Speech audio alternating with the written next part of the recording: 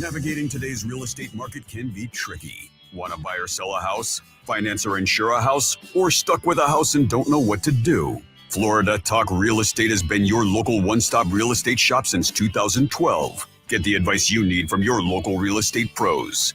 Here are your hosts, Jim Paola and Johnny C. live on Real Radio. Yeah, that's right. It's great to have you with us on a Saturday. 2 hours of infotainment is what we offer you, 9 until 11. Great to have you with us. Maybe you're on the radio. 92.1, 101.7, I salute you. On the free download your iHeartRadio app, thanks for choosing to be with us on a Saturday. And of course, if you'd like to live stream with us, we have cameras set up in the studio. Join us. Florida Talk Real Estate on Facebook, live streaming, and on YouTube as well. That's Florida Talk Real Estate, LLC. I'm your boy, Johnny C., your air traffic control. You have a toll-free number. If you have a question, comment, concern in the world of real estate, dial 877-927-6969. The melodious tones of our producer extraordinaire, Jimothy, will be the first voice you hear. Good morning, my friend. Hello, and a good morning. Nice to see you. Great to have you with us on a Saturday. Of course, I'm your boy, Johnny C., your air traffic control. Let's get your starting lineup on a Saturday morning. My friend, your friend, the mortgage guy from the mortgage firm, Mike Rauch, is back with us on Good Saturday. morning. Good Hey, morning. How are you, buddy? I'm doing great this morning. You look great. Yeah. Oh, thank you. Thank you. Nice to see you. It's good to see you. Yeah, it's been a couple weeks. It has been. You were I was out. You were out. Yeah, what were you doing? I went to Rockville. Welcome to Rockville. Is that the name of a town or Yeah, the it's where, festival? Fred and Wilma moved there. Yeah. It basically becomes a town for about 5 days. Yeah. Okay. It's located in the center of Daytona International Speedway. Got it. A heavy metal festival. I feel like I should know that, but it didn't. I didn't. You should, now I know. You should join us next year. Yeah, surprised you weren't there, Mike. Huh? Surprised you weren't there. Yeah. Nice to see you, buddy. Yeah, you too, brother. Yeah, great to have you with us. And of course, always nice to have our fearless leader along for the ride. That's right. Told you for 11 plus years, he runs a top producing Keller Williams team at Keller Williams Innovations. You find the Florida Home Pros team. My guy, Jimmy D, Jim DePola, how you be? Hey, I'm doing great. Happy South Florida, everybody. Nice day out. I thought it was going to be a lot more sloppier this morning based on all the weather reports, but So far, so good. so far, so good. So Oh, we'll I'm see. sure it'll rain today at some point. Oh, Yeah. Yeah. And I've been at this speedway, even though I'm not a big race car guy or anything. Race car guy. Yeah. But I did go. I don't know if it was the 75th or 85th anniversary for the Daytona 500, and Rob, my old business partner, took me there because he was big into it. Right. And I really didn't want to go, but I was really pacifying Rob. And then he rented a camper, and then we were in the middle of the speedway and That's awesome. hanging out there. That was so much fun. And let me tell you, Waking up in the track is cool. yeah, and Really it cool. really is. It is. It's awesome. And the people. Go ahead. There's an alarm. Okay, okay. Until someone says run. Yeah, we're good. until somebody said, there's no ability to tell us to run. We're We're all on going to here, die. so it's okay. That's just the alarm saying one of our stations is off the air. That's off the air. Yeah, Okay, yeah. good. Oh, Don't that's almost like if your At a hospital. IV doesn't work anymore or something, right? That's pretty Code funny. blue.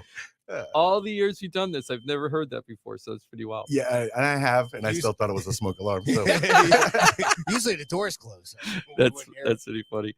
But yeah, so when I was there, man, I really appreciated that sport and the culture when I hung out there for that whole weekend. Because when I went there, I was like, I'm not going to be into this, and I can't tell you I'm into it still, no, but it's cool. You understand. but it's very Yeah. cool and Into racing. yeah, into the racing part. But And you can feel the history in that Oh, track. without Did you a go doubt. through the tunnels and stuff? Yeah. Okay, so did you walk on the track? You camped Uh-huh. there, so you had access. yeah, Yeah, when you do all that, like it's real. I'm not a race fan either.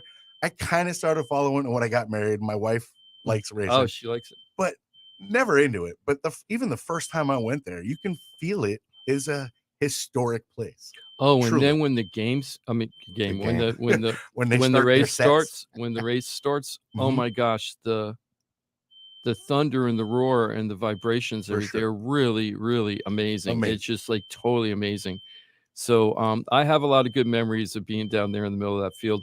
And let me tell you, the parties at night over there were pretty fun. Well, You know, that's the cool part about Rockville is when you camp. yeah, the whole thing. Yeah, they're like, all right, see you tomorrow, and you're like, okay, maybe. yeah, exactly. I'm not going to yeah. bed anytime soon. Exactly. Right. So it was a lot of fun, and I'm glad you had a good time. Well, thanks. I'm really glad you had a good time. We have a lot to talk about, I think. Maybe. I've been so busy the last 10 days that I really haven't done any show prep. I read a lot this week, so I have things in my head without being on paper. And we're just going to try to do the whole show extemporaneously with ideas in my head. So this will be fun. Getting inside Jimmy D's head Oh, no. for 2 hours is going to be kind of weird. But we're going to try it. First, I want to do I feel like I've been there, done that before, Jim, right? We have sat down and had several hour conversations, sometimes lubricated, Doing all of sometimes those not. things. Uh-huh. Yeah. Different states. Well, show prep for you is interesting because, I mean, you're both in the grind every day. So I think you do show prep like every minute of every day. A lot of stuff has happened, though, this week. We had the jobs report come out, True. right? The Fed is debating what to do in 2 weeks about jacking up the rates or not jacking up the rates. We had mortgage surprise. I don't want to say surprise, but mortgage stuff happened. It became a little newsy there.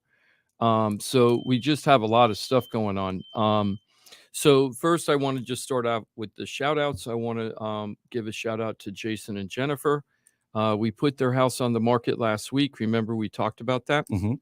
They were longtime customers of ours. We helped them buy their property in 2015. And they were one of our, I wouldn't say, well, maybe. They were maybe one of our very early seller buyers, Ooh. right? So they were seller buyers. So they were selling their smaller home to upgrade to a larger home back in 2015.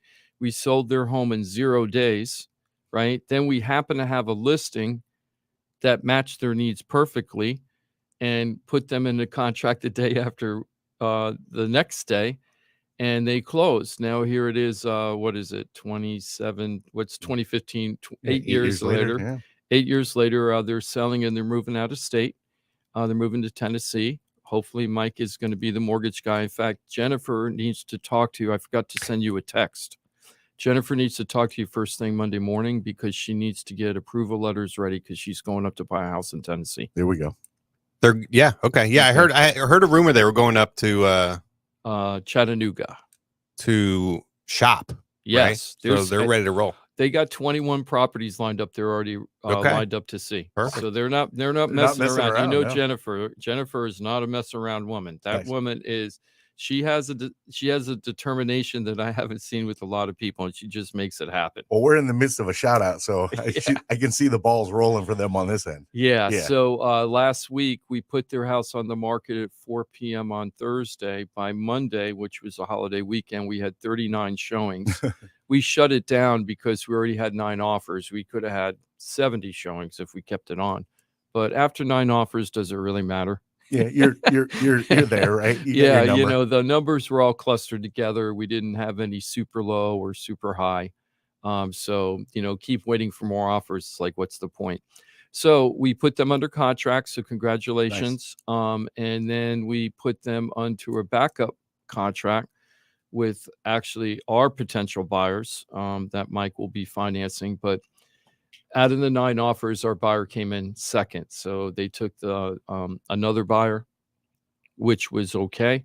And so we were very happy with that. Our buyer's in backup position, and our buyers are going to be out going and looking at a property today, Mike. Awesome. So congratulations, Jennifer and Jordan. Congratulations to Robert. Robert owns a townhome in Jupiter.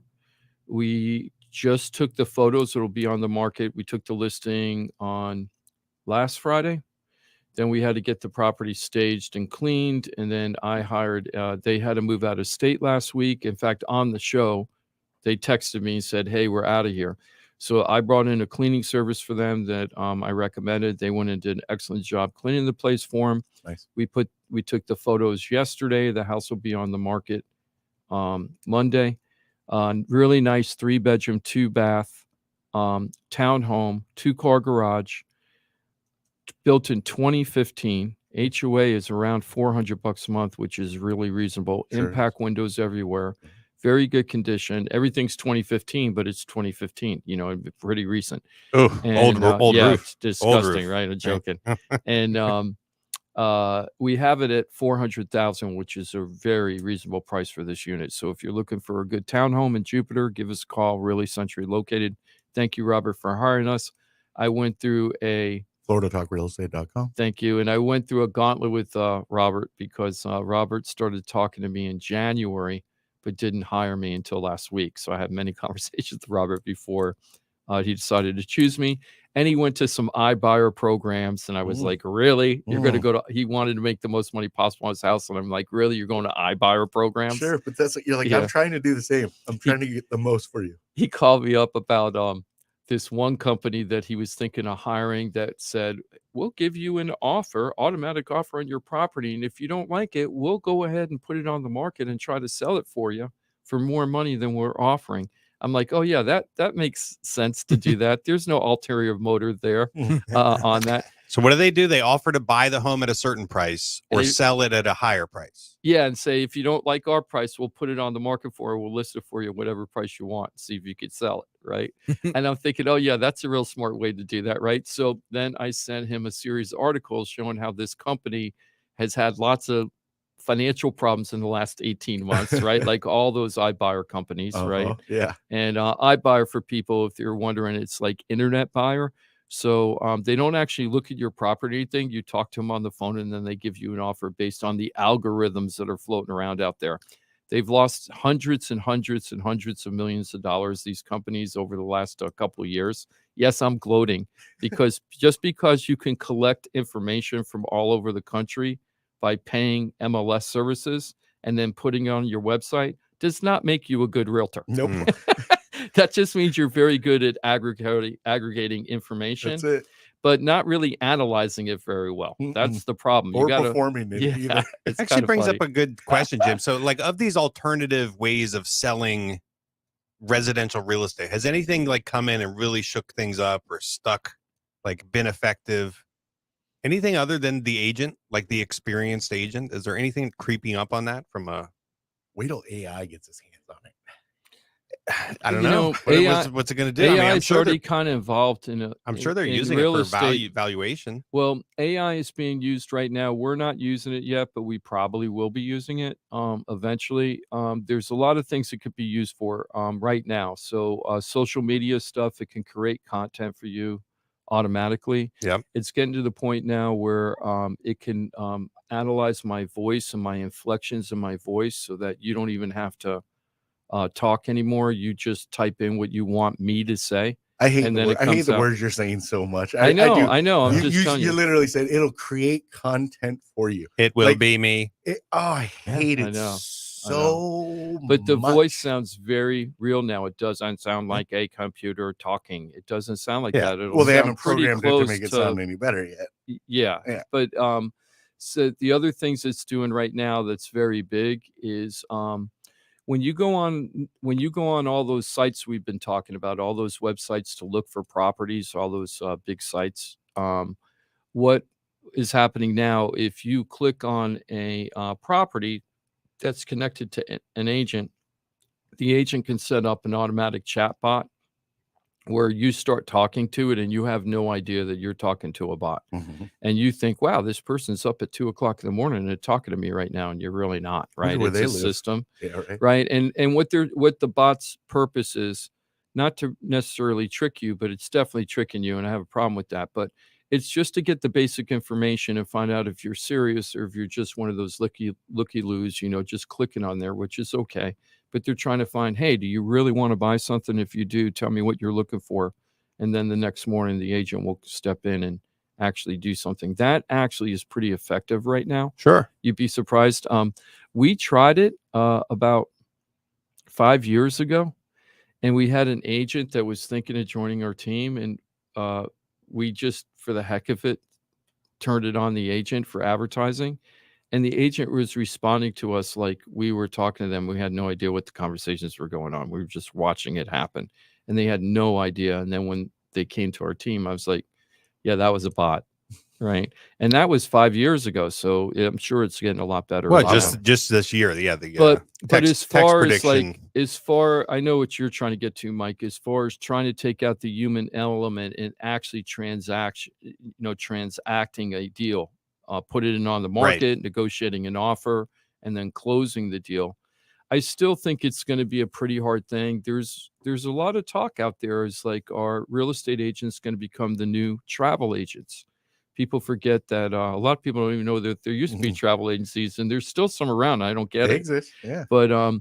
but travel agents got totally eviscerated. The industry got totally eviscerated because there was no need once they started Expedia and Travelocity and all those other companies. Like, what did you need the travel agent for? Yeah, or anymore? just putting all of your like purchase options online, right? Mhm. Like that whole movement. So, Right. but that was a But here's the problem with real estate. First of all, you're talking about a lot of money, right? For people you're talking about. It also took a willingness for the consumer to transition from the one-on-one to the online commerce availability. Like there had to be a willingness and a desire to do that. Yes. So I Yeah. don't know if I'm desiring to do that when it comes to one of the biggest purchases of my life. Well, when sellers sit down and they look at how much the real estate commissions are, that's what happens. To be real, I'm just being real. There's still going to be commissions involved. I mean, that's Yeah, never going to but go away. yeah, you do if you're successful selling the house through these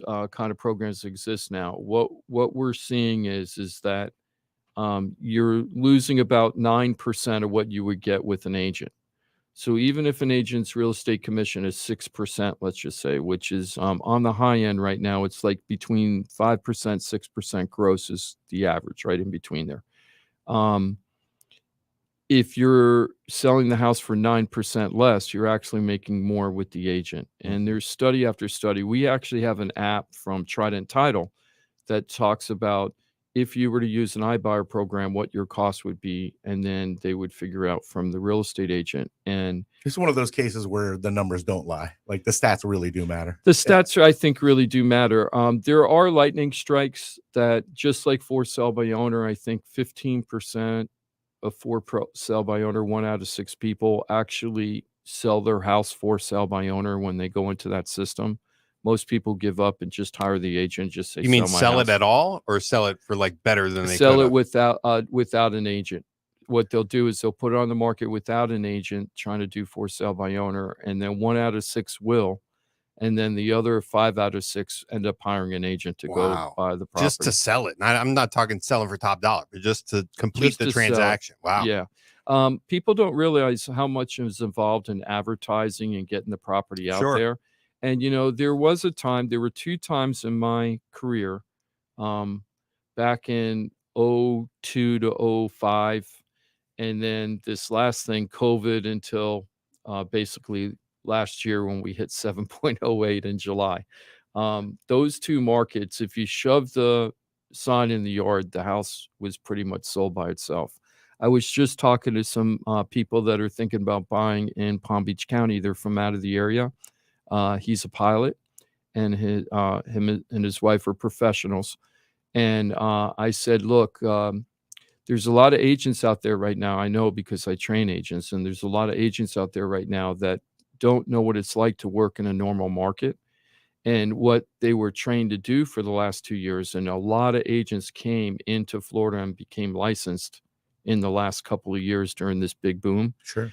And you went out to look at a property, and your negotiation skills to the buyer was, hey, if you like it, offer as much as you can. It better be above list price. Sure. And hurry. Try not to have an inspection period if you don't need to, right? Which is ridiculous. Okay. I never want people not to do inspection when they're my customers. In fact, if they want to do a no inspection, I make them sign a document saying you need to do an inspection. I told you to do it and you chose not to. Yeah. Okay. So people were doing that. So it was pretty easy for a buyer. It's like, hey, do you want to if you just want to throw money at the house, and you're going to get it. If not, whatever, right? That isn't a normal market. And now we're in a normal market. You got to sell the property, right? You got to go out there. You got to call back agents after they show it. You got to ask for feedback. You got to talk to people about things. There's a lot of stuff going on. This market is very different. A lot of those iBuyer programs are probably not going to continue to work for a while. Until we actually start seeing significant price decreases. We haven't seen that yet. Although we've seen flattening from the peak, we're still not like collapsing or scaling back dramatically right now. Mm-hmm. But that could be in the horizon. It just depends on what the Fed does, I think, is mostly the Fed.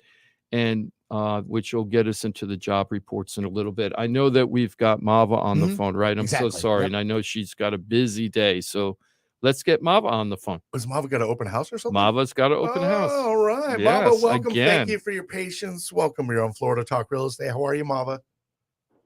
Hi, good morning. I'm doing well. How are you all doing?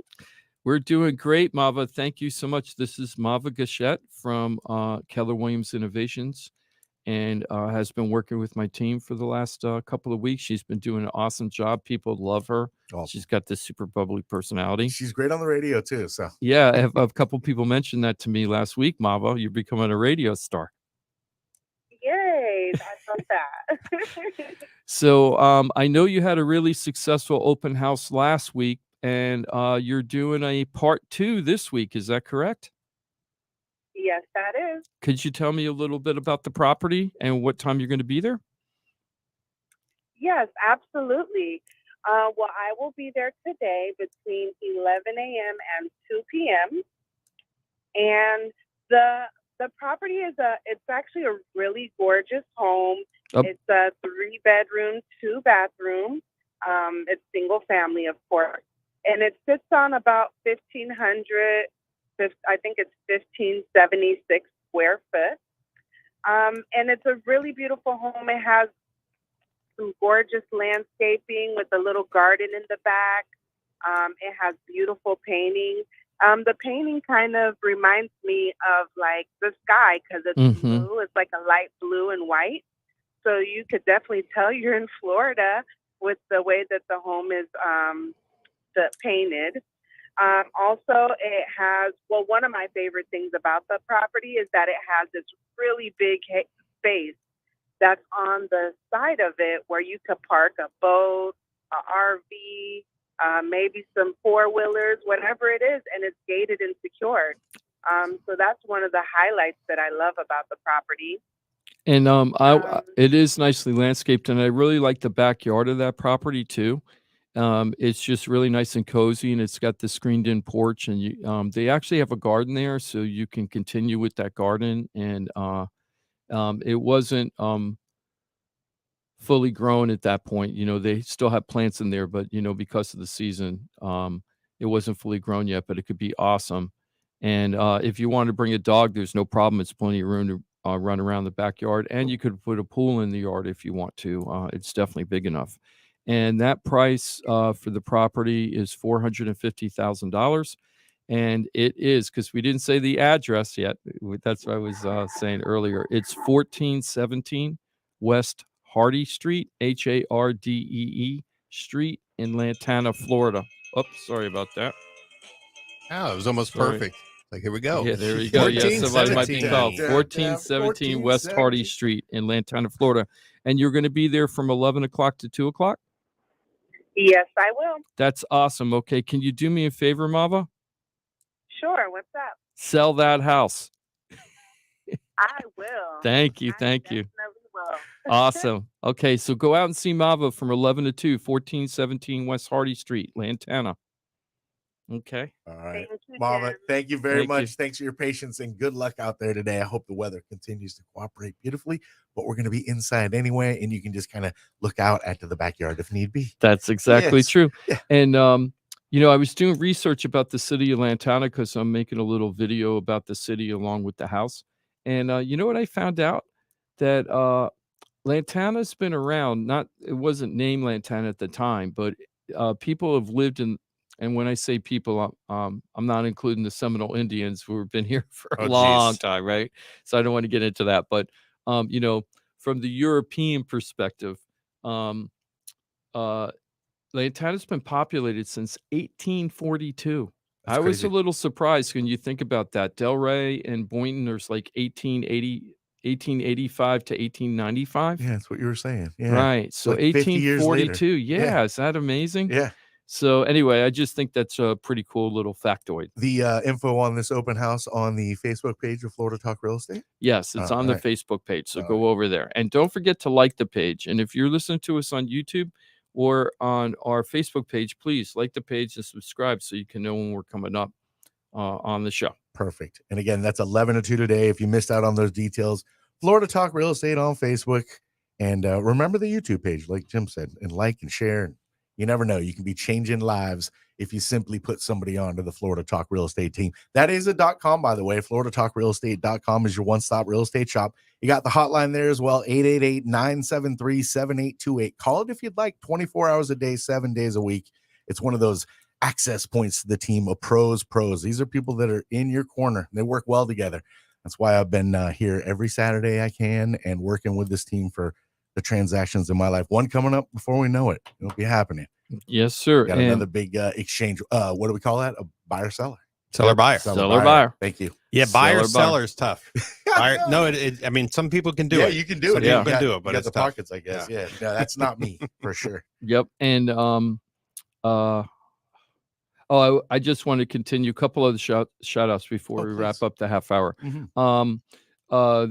I also wanted to give a shout out to Bryce. Bryce is going to be selling an investment property with us. We took the listing last week, shot the photos yesterday. Should be on the market Monday. It's a 3-bedroom, 1-bath. It's in an older neighborhood of West Palm. The neighborhood started in the 1920s. It's over by Southern and Parker. The neighborhood's called Fernwood. But it's a non-HOA single family homes going from the 1920s basically to the 1950s.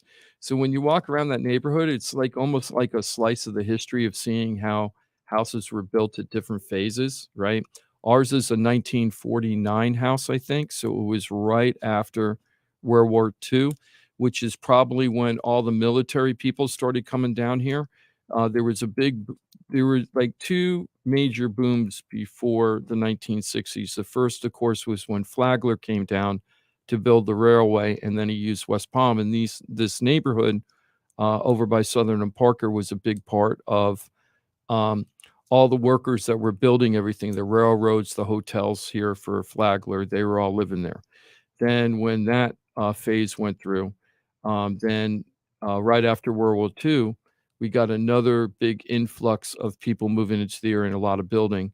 And of course, once 1950 hit with air conditioning, then we had the big boom, right? Florida. Once air conditioning came, everybody wanted to come. Sure. But this 1949 house was probably like a military family or something that had built the house in 1949. Mm. It's a wood frame house, and it's got the Dade County pine floors, which I love. A great walking neighborhood. And I was walking around yesterday and looking at all the different types of homes. Like they have the wood frame homes, then they've got hollow tile homes. I don't know if you guys know what that's like, but it's like a precursor to cinder block. It's not shaped the same way. They're kind of shaped almost like in an oval way instead of cubical or rectangular. Very hard to deal with when you're trying to put in a new door and like get it plumb and framed. They're not fun to do. I'm trying to think what type of I can't envision that block. I can't even. Yeah, What'd you call it? it's Hollow tile? hollow tile block. Yeah, maybe you could look it up on an image or something to describe it. And then they have houses over there when you start opening them up, plaster walls, and you have like this horsehair behind there when they were making the mix to put the cement together. Yeah, it's very weird when you're looking at all the different homes. But it's pretty cool too. This is not designated historic, this house. So How old does it have to be? it isn't just the age, it's also other factors involved. Well, like a neighborhood's got to collectively be the same age or something? No, actually over in West Palm, you can have it house by house where certain houses are designated historic and your next door neighbor, they could tear it down and start over. Yeah, because there's like Old Northwood. There's parts that are historic, right? Exactly. But what makes that historic versus this neighborhood? A city board that is Oh, called the historic board, and they vote and decide what's historic and what's not. Fair enough. Actually true. That's actually true. Fair enough. True story. So it's the local residents that decide what's historic and not historic. And Okay. then when you are historic, then you got to go to that board usually and ask them, can I change the windows? Can I do this? Can I change the different color? You Right. can't just go there and renovate the house. No. So there's a lot of people that don't like the historic homes, the historic designated homes for that reason, because they want to modernize it. Right. But other people love the historic, lifestyle. The other thing I learned about this in that area, because we're only a few, a few blocks west of the beach. Back in World War II, all the houses in that area would have to shut off their lights at a certain time. So the German U-boats used to come over here at Palm Beach County and sink the merchant ships that they were using for World War II. So people had to shut their lights off at a certain time at night so that the U-boats couldn't see what was going on. Yeah. Isn't that wild? That is crazy. Yeah. I just love history. That's fun history. I love history stuff. So congratulations to Bryce. Congratulations to Robert. Thank you for hiring me. I promise to do a good job for you. And I'm sure you're going to get really good results, and we're waiting for it to happen. Sweet. So let's go ahead and wrap up this. And at the beginning of the top of the hour, Mike, I'd really like to get in, and Johnny loves this part, is the national economy. There's a lot to talk about with that. Later on, we're going to talk about that's probably going to roll into interest rates. And then even more important, we're going to be talking with Mike about understanding down payments when you have a huge down payment on a house, and whether you should take all of that money and put it into the house, or maybe take some of it and maybe buy down the mortgage rate. Or is that a good idea or not idea? And we're going to throw around those ideas. Is that good, Mike? Yes, I'm ready. Okay. Sounds fantastic. I don't believe you. As ready as I'm going to be. And if you are interested, if you have a question, do not hesitate. I'll give you all kinds of entry points. Well, one primarily, it's a toll-free number, 877-927-6969. In fact, we're going to do a 4-minute reset. If you want to jump on right now, Jimothy will get you lined up with your question, comment, concern on the world of real estate. Of course, if you're not comfortable on the radio, always remember Florida Talk Real Estate is .com. Your one-stop real estate shop. You got access to the entire team, like Mike Rauch, the mortgage guy from the mortgage firm, or of course, Jimmy D over here with the Florida Home Pros team, and the rest of the team, of course. You got them all at FloridaTalkRealEstate.com. That's why we call it the one-stop real estate shop. Pros. And remember, you got them on Facebook, YouTube as well. Share it, know it, use it, love it. Please remember it, most importantly, when you need them. FloridaTalkRealEstate.com. Back in 4 minutes. Great to have you with us every Saturday. It's Florida Talk Real Estate right here. It's Real Radio. We'll be your friend. Follow us at Real Radio 92.1 on Facebook, Instagram, and Twitter.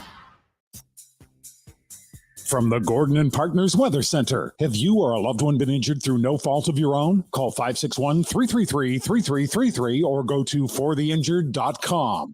I'm meteorologist Jennifer Collins. That's 12 News. Warm through this afternoon with temperatures in the middle 80s, a mix of sun and clouds, and the chance for more scattered showers and thunderstorms with the potential for heavy rainfall and frequent lightning. Lingering storms through the evening, then partly cloudy, humid tonight with overnight lows in the 70s by Sunday morning. This report is sponsored by Fresh from Florida. Hey shoppers, this is your local farmer letting you know that Florida watermelon is in season right now. Look for the sunny Fresh from Florida logo while you shop. We're going to need a lot more help at checkout. From the Florida Department of Agriculture. Hey, it's your boy Johnny C here, host of Florida Talk Real Estate. They're tops when it comes to helping people buy and sell houses. But Florida Talk Real Estate is so much more than that. For 5 years, I've watched these guys help thousands of our listeners with any real estate need. They couldn't do it without their sponsors, who are experts in their fields. Check it out. Jim DePola, powered by Keller Williams Realty. Their team specializes in helping people sell their house for top dollar, and buyers get great deals on the purchase of their home. That's what they did for me and my family, and I couldn't be happier that I hired them for my real estate transaction. Mike Rauch from the mortgage firm is one of our favorite guests on the show, and he is the mortgage guy. Whether you're looking for a refi or a mortgage to purchase a new home, Mike Rauch will get you the answers you need. The mortgage firm is licensed to do loans in Florida, Alabama, Tennessee, and Georgia, and they have local offices that cover all of South Florida. So if you're thinking about a refi or a new mortgage, go to the mortgage guy, Mike Rauch, and find out what he can do for you. The Mortgage Firm, Inc., NMLS 189233, Florida license MLD 78, equal housing lender.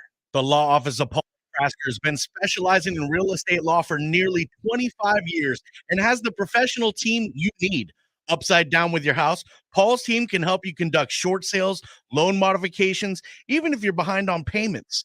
They also help you with foreclosure defense and bankruptcy. They can even help you get a student loan modification and repair your credit to get the score you need. Paul's full-service team has helped thousands of our listeners, and they can help you too. Trident Title LLC is the largest privately owned title company in Florida, When you need a title company to complete a refi, home purchase, or sale, Trident Title has got you covered. Not only do they offer competitive pricing, Trident Title has attorneys on staff to make sure if you have bumps in the road declaring title that you can get the job done. Beware, not all title companies in Florida have attorneys on staff. Trident Title does and complies with all the new federal regulations released last year. Ross Camaronets, owner of Brightway Insurance, has been helping our listeners get great rates on homeowners insurance plans. Haven't checked your homeowners insurance policy in a while? This is a great way to help reduce your monthly mortgage payment. Ross can also help with renters and auto insurance. Ross is only a phone call away and can usually get the answers you need same day. Call Ross today at 561-425-6228 or drop by his office at 873 Donald Ross Road in Juno Beach. So now you know why I'm happy to be part of the Florida Talk Real Estate Show, the longest running real estate show in Florida. And all these sponsors are just a phone call or a click away. Just call 888-973-7828. That's 888-973-7828. Or go to floridatalkrealestate.com. That's floridatalkrealestate.com. And don't forget to use the most accurate search engine to find your new home or ask for a free home valuation because floridatalkrealestate.com has you covered. That's floridatalkrealestate.com. You're listening to Real Radio 92.1, and we are an iHeart radio station.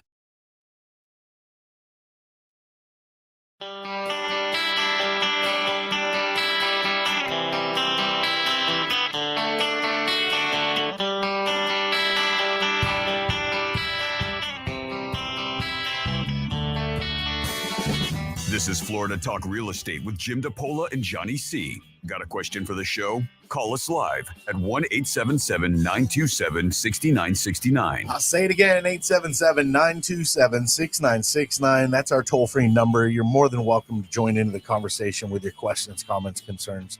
When you dial it up, Jimothy, our producer extraordinaire, is going to pick it up. How are you, my brother? Doing mighty fine. Johnny, how are you today? Excellent. Thank you very much for asking. I'm your boy, Johnny C. That's right.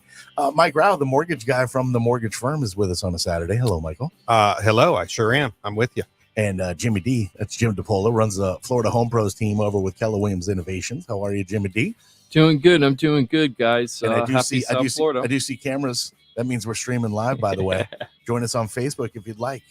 And YouTube. Yes, Florida Talk Real Estate on both. That's Florida Talk Real Estate LLC on YouTube, Facebook, Florida Talk Real Estate. And remember, Florida Talk Real Estate is a .com. Jimmy D.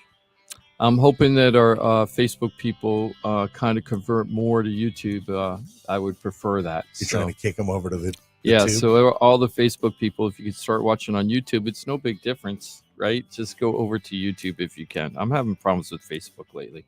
Yeah. Yeah. Maybe they're having problems with you. Yeah, they're probably having more problems with me, but I don't do anything wrong. I'm Jimmy. Yeah. What I'm are we Jimmy doing T. wrong? What do I do wrong? I give lots of info. All of us give lots of great information out there That's it. for free. Yeah. And let people know what's going on in the market. What's the big deal? Facebook. Yeah. Put the hurdles down. Wonder what kind of trouble I'm going to get in this week now. Yeah, Oh my Facebook. God. Did you piss off Zuckerberg? Yeah. Maybe I should go to the mat with them. Did you hear these, like some jiu-jitsu guy, Mike? Did you hear That's about right. that? Yeah, I know Won that. a couple of tournaments recently. I mean, those headlines come out. I don't know the level of competition or whatever, but yeah, I mean, he's out there, he's doing it. He's seems winning. to be taking it seriously. He got some medals. Yeah, got some hardware. So yeah, absolutely. Good on him. I didn't even know he trained. Rogan says he's the real deal. Nice. I mean, not for like super I competitive. think he's for the training. regular person. I think he's white belt level still. So Oh, was he's competing still a at white belt. Yeah. Oh, okay. yeah, I didn't know. Yeah. So, but if he's out there competing, that's more than I've ever done. Yeah. So, What's your belt? purple, Oh, you're at purple. And what's after purple? brown, And then black. okay, so you're at the purple, Yeah, I'm like I'm in the middle zone. right? But you never competed, No, I don't do it for the competition. I do right? it You for do just it for, you yeah. know, the level of fitness and also the Note to And it give self, you a reason to don't go to piss Coast off Mike. and a reason to go to Costa Rica once in a while, right? yeah. I mean, it's just the camaraderie, Yeah, kind of exactly. the brother or sisterhood, I guess, that you can develop with Mhm. that. Mike just likes rolling around with guys.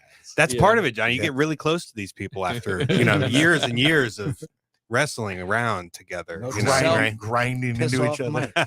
Oh, he'll choke you out. Jimmy's like, wait a second. Yeah. We can roll around. Yeah, we can grind against each other. Note to self. I started hanging out with Mike. Oh my God. It just brings back memories when I wrestled all those years. Oh my God. I don't know if you've ever tried to even grapple for like a minute. Uh-huh. I don't know how. Like, it's definitely a different how you get to that endurance level to be able to do it and do it and do it and do it. How long did you just like when I wrestled varsity was like 2-2-2, like three 2-minute rounds. Yeah, I what would is say about so when we get to kind of like the sparring phase of training, it's usually 5-minute rounds. 5-minute rounds. Yeah, but you're well, not going like how many 100%. how many There's rounds? times where you can kind of breathe. So it's kind In a of match.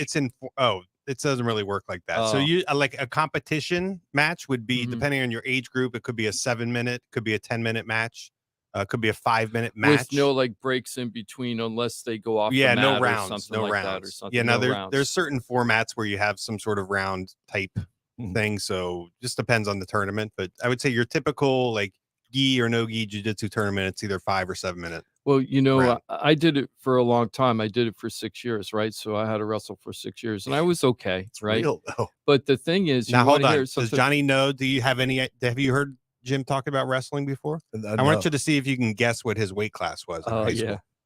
Oh, probably like Because what do you weigh now, Jim? What do you weigh now? Like I weigh like 220, 185. 235? No, I weigh 185. Okay. You probably wrestle like Wow. like 135. Yeah. 114. I used to. 114. My dad used to get so mad at me because I used to suck weight. And my dad, when he went into the Korean War, he was really tall and he was super, super thin, I guess. And people made fun of him the whole time he was in the service, and it drove him crazy. So he didn't want me skinny. And I used to suck. My normal weight was about 130, 132, like just walk around weight. And I would drop all that weight every single week. I would drop about 17 pounds to get to my weight.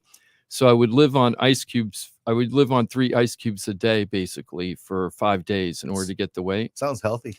Oh yeah, I was getting nosebleeds all the time from a lack of iron. I had an iron deficiency and everything. It was pretty crazy what I was doing back then. But might be why you weren't so very good. But here's the thing. Yeah. I made it. I never got past regions. I only got to regions, and that's it. Oh, yeah. You were well, good. Florida was like in the top 4 wrestling states back then. It was Iowa, Michigan, New York, New Jersey, Minnesota, maybe. New Jersey. Yeah. I don't remember Minnesota too Yeah. much. I remember Iowa, Michigan, New Jersey, like were the big ones. If you were wrestling a kid from New Jersey, Yeah. or if they came down, like they used to compete in New Jersey and then they moved to Florida. It's like, oh, he's a New Jersey wrestler. Like it was a big deal. Now, do you remember any techniques? I'm sorry, what? Yeah. They came with weapons. Yeah. Like, wait a second. Nunchucks. Do you connected? So you're like, all right, can't do anything. Do you Stereotypes are fun. remember any techniques, Jim? Oh yeah, I know all the Your moves. I know a lot of single the leg, moves. double leg, Yeah. takedown. Yeah, the Fireman's switch. carry. Yeah. The switch. Yep, I know how to do all that. Interesting. Because I was so Scissors. tall for my weight. I used to do a weird takedown called the grapevine, and that was like my move. And because I would use my leverage because I was so tall, Yeah. so that gave me a lot of. Grapevine is like a half Nelson, like No, through the you arm. kind of with your right leg. You kind of as you're shooting, you put your right leg you wrap it around the person's ankle. left leg at the ankle. Okay. And then you put your hand between your arm between their crotch and you push them down. The old high And crotch. and then you just Grab 'em right throw by them the down. page. Yeah. How So about instead the, of coming in head first, you kind of come in with one foot, Yeah. wrap the My ankle, and then continue. Yeah. Yeah, I've and seen that then technique. that yeah, and I would do that. And then the other thing I did was the where I would grab. Did you ever do the oil check? No, I don't even know what that is. I don't even want to know what that is. camel clutch? A camel clutch. But Irish talking sheep. about being All of in a sudden, the shape, resistance you- isn't there anymore. you think that wrestling or jiu-jitsu you'd have to be in great physical stamina, and you do. But my senior year, right after wrestling, immediately after wrestling, I rolled right into swimming. Oh my God. Trying to swim. Oh, And the I wa- was the and I water polo- ran the water polo constantly. dudes, I think, were probably the most fit dudes. Yeah. Yeah, and women too. by the way. Swimming Yeah. was way more aerobic than wrestling was for that impactful 6 That's minutes. crazy. Swimming was really crazy. I couldn't hang. I quit swimming. I don't quit anything, and I quit swimming. I couldn't do it. I love swimming, but not competitive. The whole idea of sweating while you're in the water, like continuously sweating, That's pretty much Yeah. Florida, it's though, like isn't it? so I mean, yeah. wild. Well, there's a certain temperature where you'll sweat. You know, obviously you're exercising, so the temp could be lower. But yeah, I used to swim, Johnny. So you would sweat. You can't feel yourself sweating, right? If It's you just- were doing like those, I don't know, hundreds of meters or whatever you're doing, because I didn't know what the hell I was doing. I was just like, and our coach stunk. So I was just like throwing in the water and they go, just swim. Just It's swim. like, swim I didn't know laps. when you were going to end. You didn't have an idea if it was 10 laps or 5 laps or anything. Just start swimming. So you didn't know how to pace yourself. I was horrible swimmer, but it was much harder than wrestling as far as aerobics. But anyway, let's get into FloridaTalkRealEstate.com. Yeah. I think Jim is starting there's going to be a great debate between the swimmers and the wrestlers. You know, who has on it YouTube, tougher? though, not on Facebook. Who We're gonna has have it this tougher? debate on YouTube. I swear nobody would pick the swimmers over the wrestlers. So Yeah, wrestling. I remember we used to put people on our backs and run up hills and practice for wrestling. Yeah. yeah, I remember. It was Yep, terrible. stuff And like I that. wrestled as a heavyweight. Yeah, I could. Yeah. Oh, I think just like the wrestling training has a reputation for being like the hardest of any of them, even like harder than your other combat sports, right? Like jiu-jitsu, boxing, kickboxing. Like It's wrestling is just the one they put you through the most torture. It was Yeah. terrible. Every day. And then you had to cut weight. Most of the kids cut is also weight at the torture. same time, Yeah. which is the torture itself. So you never quit the sport. You were 24/7 when you wrestled, if you were sucking weight, right? Because it just never stopped the whole time. But it would be funny. I would hit my 114 pre. Were you 114 as a senior? Yeah. Oh, that's crazy. And I know it was crazy. It's so- And I was dropping 17, 18 pounds a week because as soon as I got on that mat, I'd weigh 114 at 2:00 or whatever the weigh-in was. By the time I got on that mat at 4:30, 5:00, I weighed like 122, 124. You must have been just dry. I would and just- had no energy. I would Migraine just- the whole time. I would just drink like 3 of those 32-ounce Gatorades. As soon as I got off the scale, it was like, boom, I would drink 3 32-ounce Gatorades. I would my Gatorade had to be new back then. $100,000 grand it was bar. still being tested. Right? Yeah. It was only in Florida. Thanks, Mike. It was only in Florida. It was a Gator thing, which actually was from University of Florida. Which is, but and when did what's That's the what they what's the call it, age of that? It was in the 60s. In the 60s. Oh, was okay. it 60s? I thought it was 70s. I think thought it it might was- have been right around I me. think it was in the 60s. Yeah. So. But let's get into the economy because a lot of stuff is Florida really Talk happening. Real Estate is a Real estate. We're going to talk No, about. I real was just- estate I was now? thinking- Everyone wants to still talking like this. I have no show prep, so what the Right. hell? Florida Talk Real Estate is .com. We can talk wrestling, jiu-jitsu. You ever do the Jimmy Superfly snooker off the top turnbuckle? It did come to mind Back body that Gatorade only had one flavor back then. For It was Jim. the yeah, lime, Yeah, right? just the lemon lime. Yeah. Right? I think it was orange came out first, Can't make maybe. a glass bottle. It might have been orange, but I like the lemon lime. That was my choice, lemon lime. Yeah, me too. Yeah. Yeah, and the powder. Yeah, powder I was- hated the powder. Oh Really? no! Oh, Oh, and the powder's the jam. Gatorade gum. Remember Gatorade Ugh. gum? A lot of the wrestlers, I didn't do it, but a lot of the wrestlers, when you had to cut so much weight, you did a lot of spitting, and after a while, you just Wait, I didn't thought you have- were doing sucking. yeah, exactly. Right? So you would They just go hand chew in gum. hand, Johnny. You would chew gum and spit, and the Gatorade gum. When you had no more spit left, the Gatorade gum would get you more. That's More look at stuff. Johnny. That's some serious marketing where they could say energy gum, right? Like get your electrolytes via the gum. Yeah, Right. exactly. So all right. Florida Talk Real Estate is a .com. These are your pros, the one-stop real estate shop, and that's the only way to transition from wrestling into Into what's happening in The real economy. estate market. Yes, not the real estate market, just the economy right Yeah. now. So we had a very unexpected week because everybody was thinking that the Fed is going to take a break on the 10 consecutive interest rates hikes that got us to the 5.25. And then we had the report that came out. Was it yesterday or the day before yesterday? I think it was day before yesterday. The jobs report. We added 339,000 new jobs last month. They also went back for the 2 previous months Edit and them. recalculated them, and those went up also. So March and April, New hires. February, March. Yeah, this is new hire, new jobs. Yeah, but what what's lost in those numbers is that there's a big, like almost the same number of self-employed positions that were lost. Really? Yeah. So does that mean people are transitioning from self-employed to employed? I that's what I took out of it, even though a little bit of unemployment went up a little bit. Yeah, 0.3. Yeah, I took the transition from self-employed to employed It went from 3.4 to 3.7, so it's still way chronically below what normal hopeful unemployment rate is, which is about 4.5%. So we're still lower there. Inflation is slowing down, but not fast enough. So everybody's wondering, what the heck is the Fed going to do in 2 weeks? Well, Are but they they've- going to raise or not raise? We sat on this program and we like flat out said all this is going to do is kind of slow the housing market. How this is going to somehow slow our spending, because that's the only way to stop inflation, right? Is to stop the spending. How them raising these rates slows our spending? I don't see the connect. We're still spending so much money. Well, it's raising rates for credit cards and everything too. Well, so it isn't just the mortgage rates going up; the credit card rates are going up. All this so happening is it's the all more supposed money's to- being made. You know, this whole the way that they tamp down the economy is historically very unfair to the middle class. It just is. They take it out on the middle class when we have high inflation.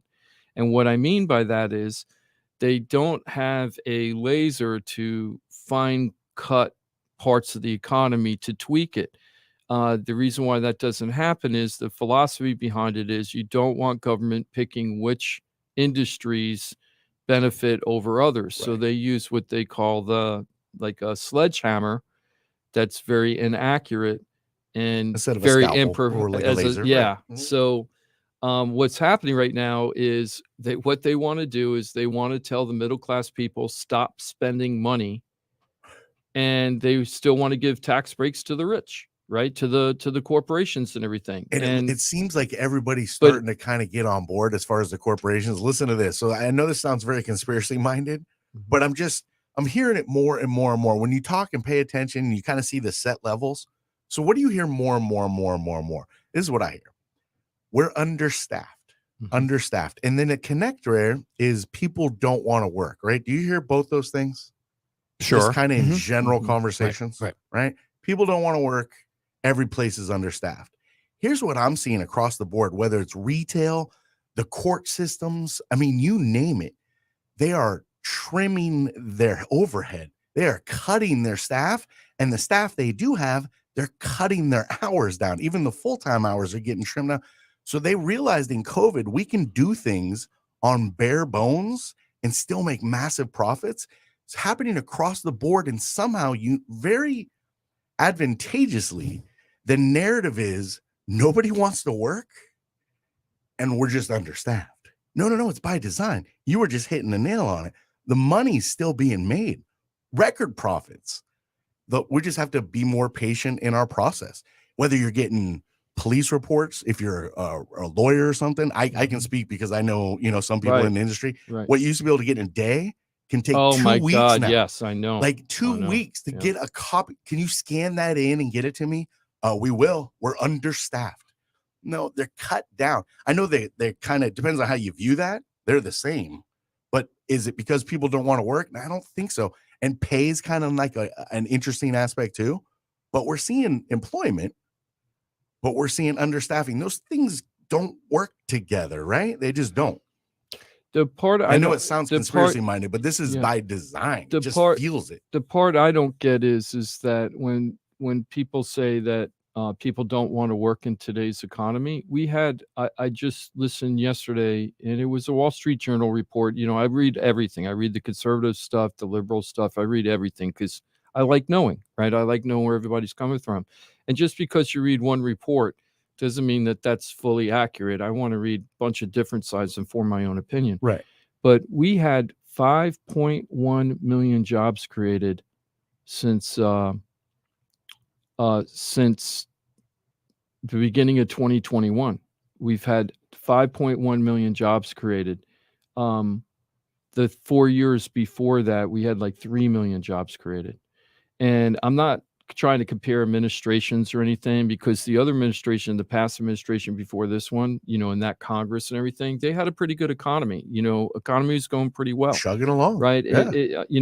Whether it was the best ever, that's debatable, but it was still very, very, Chugging it along. was still very good. It was a very good economy. And thank God, I'm happy. And you know what? This economy, it had some problems, like that whole tariff thing. It really hurt the farmers. Mike, your family lives in Iowa. Your family knows the Farming impact of all history, the sure. farming and the tariffs and everything, and how it really affected that industry. And we had to bail out that industry and give them lots of money because of the tariffs were affecting their income. And now what we have is inflation. So now the big problem is the inflation thing, and the inflation is bad. But I was just telling Jimothy before the show, people are going to look back, even with all these terrible people saying that the economy is so bad right now. Do they know what a bad economy is? Do they remember when we had the banking crisis where the whole economy collapsed, when Lehman Brothers collapsed, and then we didn't know if we're going to have a banking system anymore, and we had 6 out of 10 homes were in foreclosure or short sale, and nobody could make their payments, and everybody was upside down, and unemployment was high? Everywhere I go, I see people spending money. It just doesn't equate to a bad economy. So I just don't know what is We're so in inflationary times. Yeah, which sucks. it's Everything not costs cheap. more. Our economy is cranking right now, and if you don't believe me, just go out and watch people spending money. The last holiday weekend, Memorial Day, last weekend, it was the best Memorial Day weekend since 2018. Best for travel, tourism? like the amount of travel and everything. People getting in their cars or on the plane and hopping on a plane and go doing something. Yeah. So I'm enjoying this economy. It's different. It doesn't make me fully comfortable. Like, I don't feel, great, but enjoy it while you can, because you don't, if you think this is a bad economy, you don't know what a bad economy is. And even a broken clock is right twice a day. And everybody's been talking about a recession. When we were talking before the show, Jimothy, about recession. It's coming. It's coming. We've been hearing that since 18 months. We've been hearing about this recession coming, and it's not here yet. Soft landing. Well, soft landing, hard landing, nobody even knows. And transitory. Remember that word? There's like Sure. the inflation was transitory. Well, eventually it's going to be transitory. They're going to be right sometime, because it's going to move away sometime. But it's very, very weird what's happening, and affecting the real estate market. We didn't get to talk about this too much last week, but the market reports came out for April, and Broward County, Palm Beach County, and this is pretty much similar for Broward and Dade and St. Lucie. Not so much Martin, because Martin's a little different animal because they have so few sales. But Palm Beach County, in March, we had 1,465 sales. We had 14 short sales and foreclosures out of that group of closings for single-family homes. I was expecting April to be super strong based on the pending sales that were in March to roll over to April. Right. So I thought, we're getting back up to the 1,500 to 1,800 average sales, right? Well, we dropped down to 1,200 and change in April. So we lost about, 11% of the sales from March to April, which I was very surprised. And you know what happened? A lot of the pendings didn't close. They pushed to May? I don't think so. Or they canceled? I think a lot of them canceled, Mike, and I bet you it was related to interest rates and things like that, and people not being able to lock in. I'm guessing. That's a big number. And appraisals. You figure those ones are going to close, though, at some point, right? So they even though if the contract they were in canceled, they're probably still trying to sell. They're back on market, and so maybe those go into like June it goes numbers, back on market, right? And but that buyer is probably not buying that house. It's a different buyer. Yes, buying that different house. buyer, but same home. So is that, in your experience, Mike, is that how the number of transactions you have where the people are pushed that far to their number where there is definitely a lot of people out there who I would say, and it's the affordability question, but they're absolutely scrapping and scraping for every dollar just to get into a home that's available. About the same percentage, would you say, in your experience? transaction wise? I would say at least half the people I have out there like pre-approved shopping are pushing their limit. At the upper limits. Yeah. All right. So the ones that I've noticed are buyers that are in the 750 and up market. Those buyers have some flexibility, and they have a lot of choices. Sure. Which is really amazing. The reason why 750 the and reason up. why Jennifer and Jason's property sold so fast and we had 39 showings, that felt like the old days, right? That felt like 18 months ago. Right. That house. The reason why, when I went back to look for my other customers for a house similar to that for price point, that was the only game in town.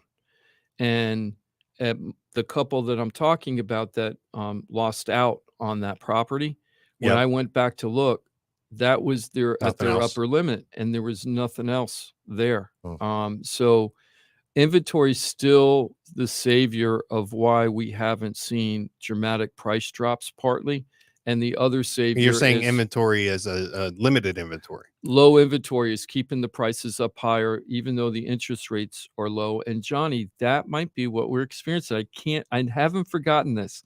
Johnny told us like 4 months ago, Jim, back when we had stagflation and interest rates were 18%, I read a study that said, or a report that said prices didn't drop. And I was like, what?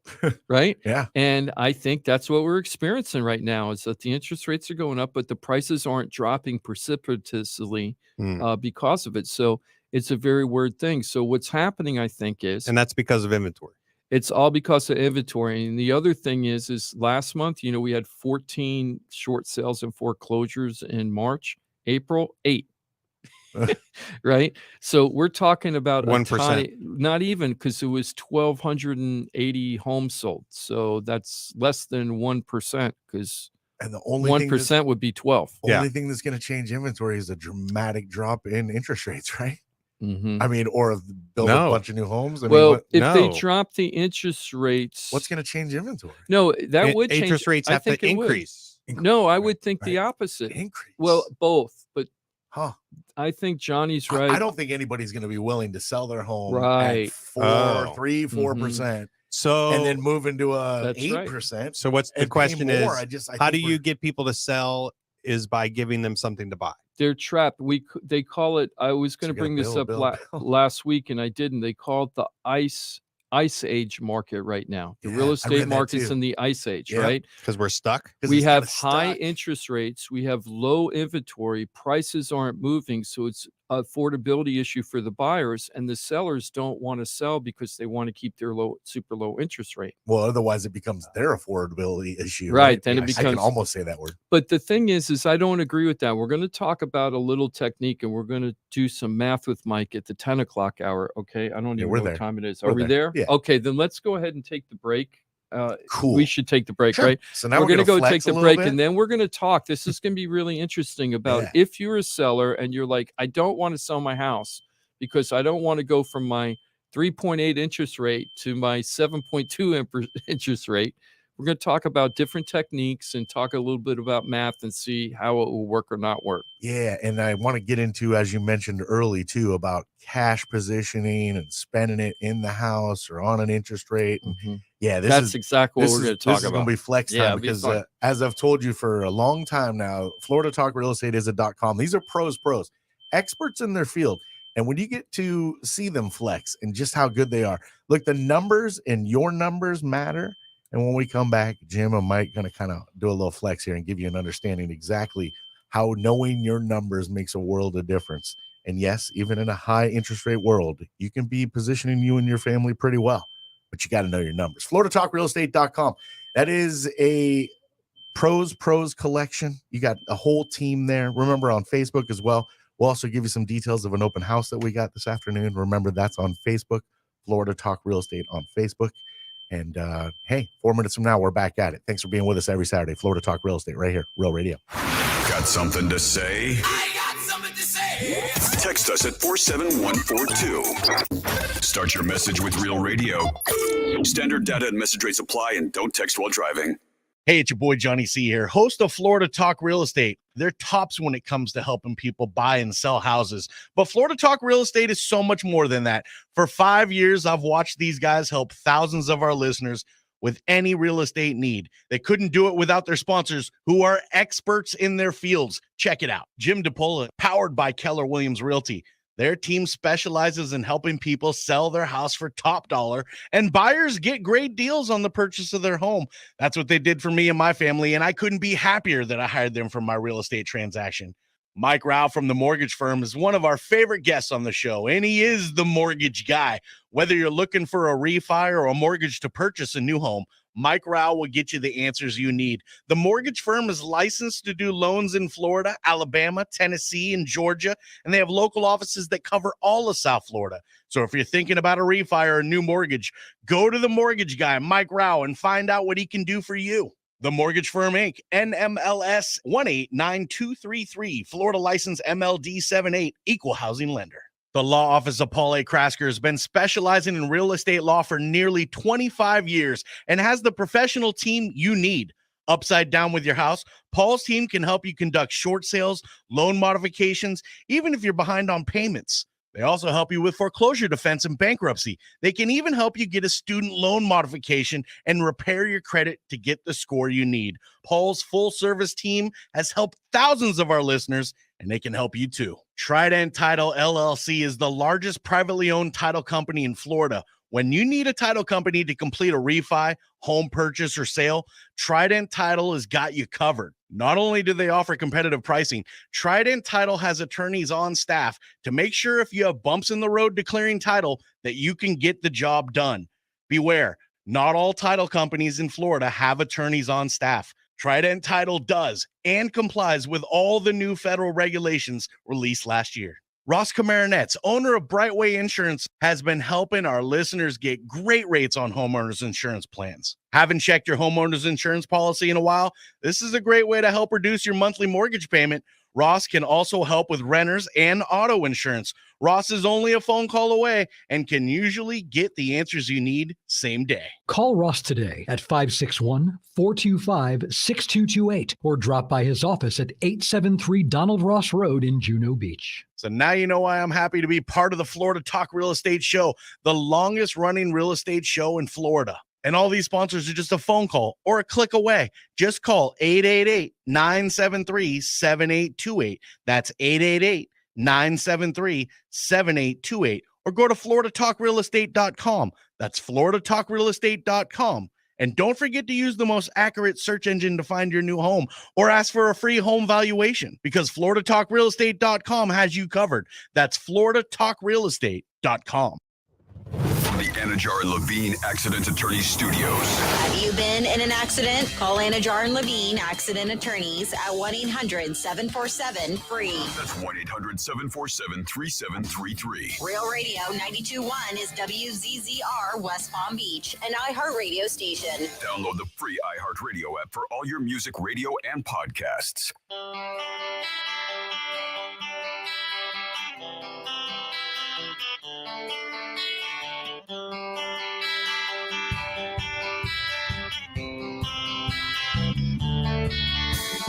This is Florida Talk Real Estate with Jim DePola and Johnny C. Got a question for the show? Call us live at 1-877-927-6969. That's it, toll free. If you want to be a part of the program, you're more than welcome. We are live on a Saturday. What is it, June 3rd today, I believe?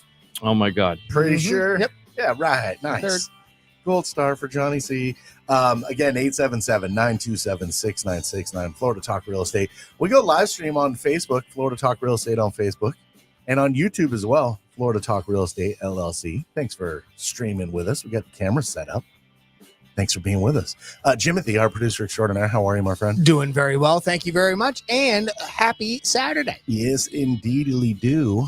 You got the locker room live here? Yes, okay. we Everything's do. good. Yeah, we're going to talk a little sports, probably some Florida Panthers hockey, some NBA finals going on right now, or Excellent. Miami Heat are going at it. They did not play last night, correct? No, The they- Heat? Sunday's the next game. Yeah. Sunday's the next game. Yes. Sunday. Yep. I think they All right. dropped game 1 out in Denver. Yeah. They did, but that's okay. You don't Mhm. lose the series in one game. All right, Mhm. excellent. So True. we got Locker Room coming up in less than an hour here, following us on Real Radio. Johnny C, that's me. Mike Rauch, the mortgage guy from the mortgage firm, with us on a Saturday. Hello, Michael. Yes, sir. In the house. Good morning. And Jimmy D's here too. That's Jim DePola. I've told you for 11 plus years he runs a top producing Keller Williams team. Keller Williams Innovations. You find the Florida Home Pros team. Jimmy D, how you be? Hey, everybody. Happy South Florida. Happy Saturday. I forgot. I wanted to do one other shout out. Well, first, let me do this. You should mention the open house. Open house first. Yeah. Come out and meet Mava, our newest team member over at the Florida Home Pros. And she's doing an open house today from 11 to 2. Okay. I wasn't sure if it was 1 or 2. From 11 o'clock to 2 o'clock at 1417 West Hardy Street in Lantana. Love this cute little home. It's a 3-bedroom, 2-bath, a little less than a quarter acre. Bring your boat, bring your RV, bring your truck or your trailer or all three, because you can fit it in this lot, which is really nice. That's it's awesome. a fenced-in side yard for all the toys that you have. Great little backyard.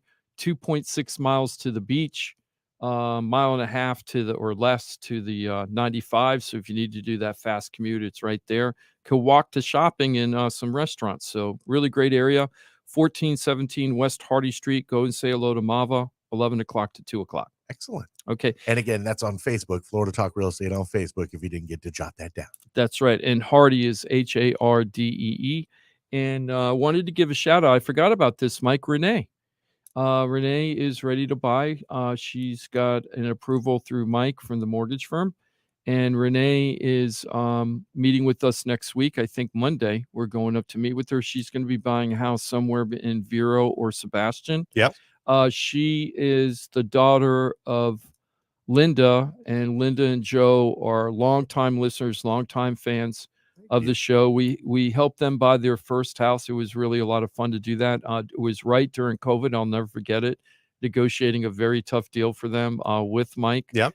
I remember standing in my house because you could, because COVID was crazy time, everything was shut down. Yeah. And working out of this kind of makeshift office I made at my house and I would just hold up there forever trying to get deals. And Linda and Joe became first-time home buyers in their 50s, which was really nice Excellent. to see them do that. And now Renee, their daughter, is going to be a new first-time home buyer with us, and she's going to be using the down payment assistance, Mike. That's right. So the Live Local Act, correct? Yeah. So she, let me think about that. We either need to time it so she's waiting. Right. I have to see which one. I think depending on the price point that we land at, Mhm. she may just use the straight 10,000 that's available now, or you go to the Live Local Hometown Heroes program. So let's talk about that before we get into the other thing. I'd like to get into this. Okay, so there was a program called the Hometown Heroes program, where 131 professions, and some of them you could kind of guess, police officers, Mhm. firefighters, medical workers, teachers, Yep. government workers, were able to get up to 5% of the loan value of a purchase if they were first-time home buyers. They could get up to 5% of the loan value back to help pay for the down payment and closing costs. We did that with one of our customers, Robert and David, who used the program, and they got about half of what they needed to buy their home. They got about half from the state of Florida, which was great. I don't want to say the problem with that program is, but one of the issues for regular people trying to use that program was that if you weren't in one of those 131 professions, you couldn't use that program. So we would use a different program sometimes. Yeah. And I don't even know the name of that program. What's that program called? It's there's a couple different ones, but it's the Florida Housing Bond Program. Oh, the or there's bond also program, one that's that's called the TBA, or the Bond Alternative, Okay. which is another one. But it's basically the same thing. $10,000. Certain restrictions apply, but yeah, it stays attached to the home. You don't make a payment. It's 0%.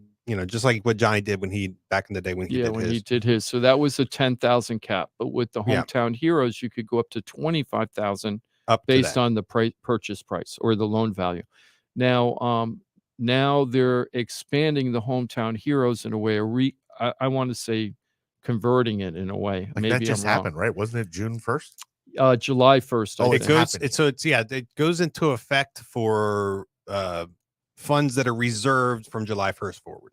So as long as you're closing after that July 1st date, you should be able to do it. If I go into contract now, but I close on July 5th, will that be okay? Or do I have to go into contract on July 1st? No, we can do that. You can be in contract. We just need the reservation has to happen after the deadline. So you're kind of, it's like the difference between locking in a rate and floating the rate. So we're going to be floating on that until you can reserve it. Okay. Yeah. So luckily that program, the rates are kind of static. Mm-hmm. They're not static, but they're not, I would say they're not fluctuating as much as normal daily rates. So the chances of it moving dramatically are not great. And that's another little trick to this. If you use this program, Mike has learned over time. He was a little surprised at the beginning when it happened that you got a little bit better rate than what the going rate was by using the program. Yeah, one of the big benefits for Hometown Heroes especially was that the rates were going to be competitive or better as opposed to worse, worse was kind of like the default position for these programs, but they haven't been. And so that was one of the things that always kind of stuck in my craw a little bit was you're taking an interest rate penalty when you use the down payment assistance, but that's not the case right now, at least. That's great. So the Live Local Act is a great program. So it is an expansion. Yes, because the Hometown Heroes, they had 100 million in there. Last time I checked, which was like 3 weeks ago, it was 13 million left. They're going to re-inject into the Live Local Act another 100 million. Can I ask you a quick question? Mm-hmm. So how does that work though? Because you're a direct lender, right? So yeah. So how do they make you give them a better rate in the program? How does that? Is it just trigger? How does that work? So you mean how do they set the rates? I mean, the rates are subject to market movement, right? They're just not quite as dynamic. Like I'll see rates changing, every 2 hours, right? If I'm trying to price somebody out.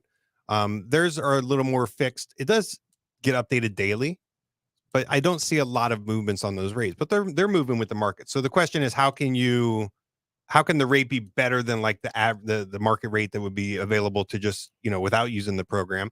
They have to have something built in where the expected profits are either anticipated to be less or they're negotiated. So maybe they get their same profit, but the end servicer or Fannie Freddie has some sort of incentive behind the scenes. There has to be, right? Yeah.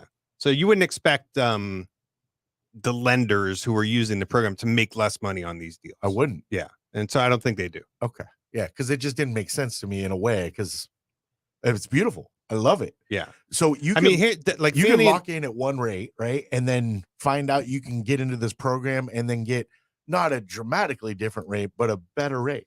Yeah, like if you're locking in without using the program, let's say you start off and John, I got you pre-approved, and we're not using the down payment assistance, right? You don't need it. We're not going to use it. So you start that way, and then eventually you say, well, wait a second, look at the rate disparity here. I can get a 0.5% better using the program, and yes, get some free money. I'm saying free because it's in quotes. It's got some strings attached. Of course, it's not but free. It's kind of like, Johnny, I'm going to give you the money. Just hang on to it for me. You can use this. Don't spend it. Right. Spend it, but don't spend it. Right. And if you can get a rate advantage and there's no penalty for getting the money other than you just have to mentally keep track of it, right? Like, hey, in the future, there is some, there's some just gotta ties add the to this amount money to the loan. Why balance. wouldn't you use it, right? If you're eligible, why wouldn't you use it? So with this being said, though, so now that we're opening up to so many people that are going to qualify, Yeah. and I know the parameters they're still going to exist. You still have to fit in there. Yes. Why would anybody not use it if you can? I have somebody out there right now who just didn't like the idea of having the money attached, so that especially if they had plans of converting it to an investment property. I think that's the big one. Like there's 3 conditions under which you repay But the you funds. either pay it now or pay it later, right? It's not True. Yeah. And nothing. It's the same amount of money. It's not. There's right. no It interest. isn't like you're That's paying right. extra. Right. Yeah. Right. So like I don't get I'm it. with you, Johnny. And so for whatever reason, I tried to have those conversations and said, really, there's no penalty. Like, why wouldn't you do this? And Why wouldn't you? some people get a little bit. Hey, better for other people to use it. Sure. right, because it's just one Right, less using right. the program, right? And so kind of the natural implication to like the expansion of the program. So Jim, if they've used 90% of the initial funding and it was profession restricted, Meaning not only was it first-time home buyer restricted, not only was it income window restricted, it was also profession specific. And yes, there was a lot of professions, but believe me, there's a lot of people who didn't fit into Oh that yeah, we professional had a lot of category. people Ton that said sorry. Sure. So- But you have to be a first-time homeowner, right? So you can't have owned a Mhm. primary Yes. home in the last 3-year window. 3-year window. So it's not technically first time, but it's our definition of first time buyer. Gotcha. But now it's going to be expanding to all professions.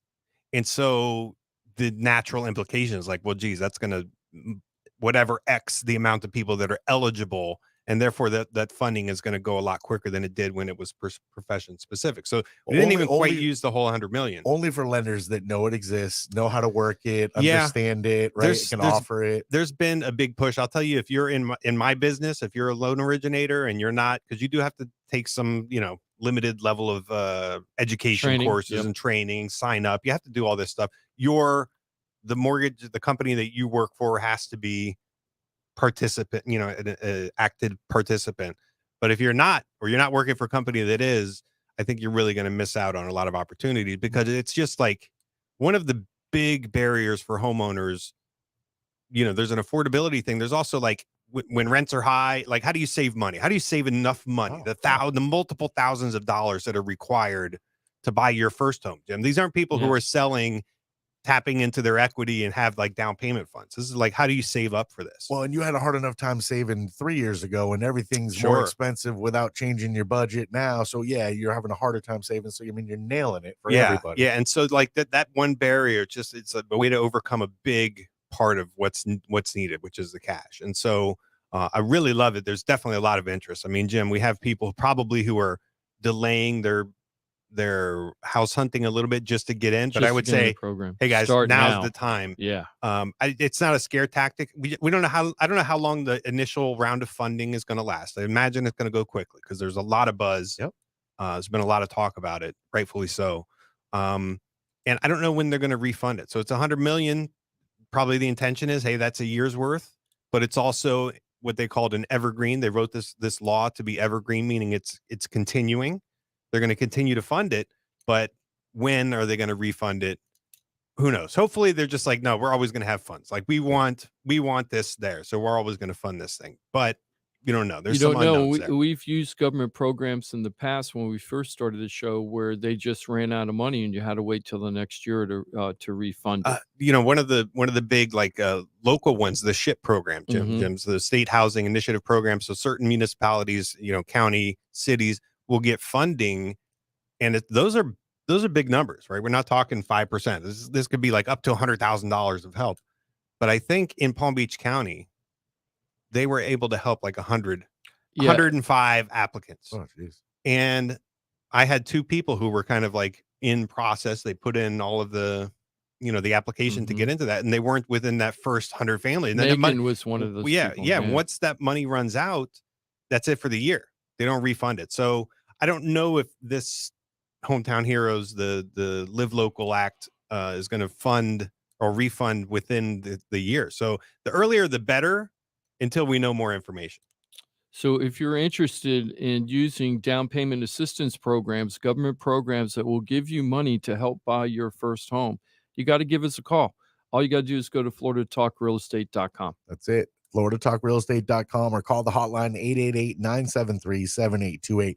Florida Talk Real Estate on Facebook and YouTube as well. Lots to consume, but that .com, your one-stop real estate shop, your access to the entire team. I love hearing Mike's kind of excitement about this program and saying like words like I love it, because I know he's always been kind of lukewarm on the need for down payment assistance. So when there's a need, there's a financial positioning that he's a little kind of, I just say lukewarm, right? He's just, because he's such a cautious investor when it comes to spending your money, right? And I love how the positioning of this and the timing of our economy and the housing market makes him look at it like, hey, this is fantastic, and we need to take advantage, especially when there's layers of awesome built in.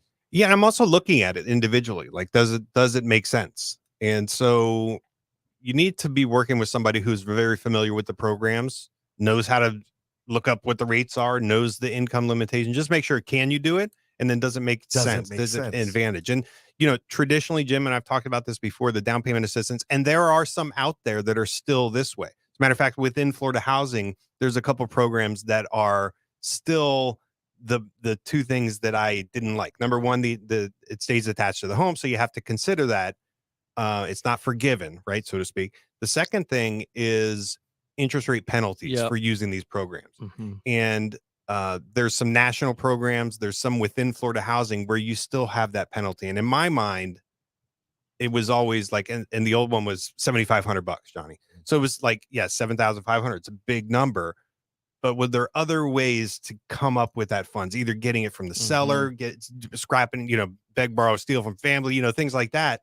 Just because it changes your position for 30 years. Yeah. It was a long way. And this is when rates were low, perhaps not refinanceable type rates, like rates that you would have for the long haul. And so I was just always thinking, like, is it really worth taking that penalty just to get the 7,500? Yeah, you didn't have a lot of zest. Like, let's go get it. It was kind of like, you got to make sure this really fits our numbers, how this works. Because again, it's just that conservative approach, which, you got to love when it comes to your financial plan. This is the biggest purchase you're ever going to make in your life, or one of. It's nice that you're already so dug in on it and see the benefits of it. And again, snowflakes, right? Every situation's different, and uniquely some won't fit. But others very much will, like a glove. Yeah, and the thing is, like, it's not only based on need, right, Johnny? Like, you could have, as long as you fit the first time home buyer, you're within the income, like, you could have money, right? You could say, oh, I got $30,000 to do this. Well, that's plenty to buy a home, right? But you can keep 10,000, right? You can keep 10,000 in the bank. It's you're keeping that, and you get a better interest rate. You get a better interest rate. That's the kick. And keep some of your cash. Yeah. Jeez. And not only that, getting the better interest rate, Jim, will help you qualify for a bigger payment. Can you buy down that already better interest rate? You can't. Yeah. This is actually maybe is a good lead into the next topic, which is like, what's this paying points to get a better rate? Doesn't make sense to do that. So with these programs, Florida Housing in particular, you're not able to pay points to buy down a rate. And that probably has something to do with the profitability setup. Built in. Yeah. So there's a lot of moving parts about that buying down the interest rate thing. So this is what's happening. If people are wondering, like, I'd really like to sell my house, but I just don't want to give up my super great interest rate. But I'd love to sell my house to get into a new home for whatever reason, buying down, expanding to a larger home, just want to move to a different area. But it's like, geez, I just don't want to lose that great interest rate. What a lot of people don't see as maybe an opportunity about that is how much equity they have in their home. During the last financial crisis, 03 through 06, if you will, after that, we had massive upside down homes where there was no equity. Now it's something like we have more equity in homes than in the history of the United States or something like that. And I think there is a report that what did they say? Like 80% of the homes have equity, positive equity position, and 50% have super equity or whatever they call it, where it's more than 50% value, like their house is worth double what they owe on it. So a lot of people that I'm seeing, that I hadn't seen this in other cycles, they're sitting on a lot of equity. If they sell their home, when I watch them buy the home that they're in, they were putting down 3.5% down, maybe 5% down, not 10 or 20%. And now, if they were to sell their house, they could be putting 30% down, 40% down on the new home because they have so much equity, right? And a lot of people that are making the decision to move, that's what they're doing. They're taking all the money from their current home and putting it into the new home so that they can. So the payment is something they're comfortable with, is probably the biggest factor. Like, they want to have a monthly payment that they're comfortable with. And so they'll take that big chunk of equity and say, well, in order to get my payment down, meaning borrow less, get the lower payment, I'm going to go ahead and move it all from the one house into the next house. Makes sense. And it makes total sense. And and that gets you and that gets you to the house that you want to be in, the lifestyle that you want. And it's a way of looking at that. So what I'm wondering, Mike, is, and this is the conversation we had when we were driving around the car yesterday, was let's say that you were buying. doesn't make sense. Let's say that you were buying a $500,000 house, okay? And let's say that you had $250,000 from the sale of your current home. So your choices are put down a smaller down payment, if you will, like the traditional 20% down on the house, right? Instead of 50% down. Or So you we're could gonna put down 20%. Yeah. That's still pretty healthy down, right? Yeah, I and mean, you're that's- avoiding the PMI, right? right. You're avoiding the PMI, which is the hit on the interest rate for not having enough skin in the game. But you could put 50% down if you wanted to, Okay, right? all right. So 20%, that's almost like a no-brainer because you're So avoiding the 100,000. PMI, right? 100,000. Yep. But would you be better off taking the whole 250,000 and putting it down so that your mortgage is only 250, or would you be better off? Would there be a benefit of buying down the interest rate? So let's say that your current interest rate, right now, by the way, Freddie Mac came out with the report Thursday, and we are at 6.79. Now that's a 0.22 increase from the week before. Can I just get a baseline real quick? Mhm. What would my monthly obligation be on 20% down on that 500,000? So Yeah. So $400,000 loan. yeah. So just principal and interest on that. Let's call it 2,500, Okay, and if I did half, 1,500, 1,600.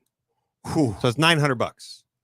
All right, so, So that's 10,000 we're a 10 year. grand a year. Let's make it $1,000. Let's Yeah, make it just to math. make it So even, the yeah. $1,000 less on the payment, but it costs you $150,000 out of pocket. Out of pocket 150 to save 10 grand a year.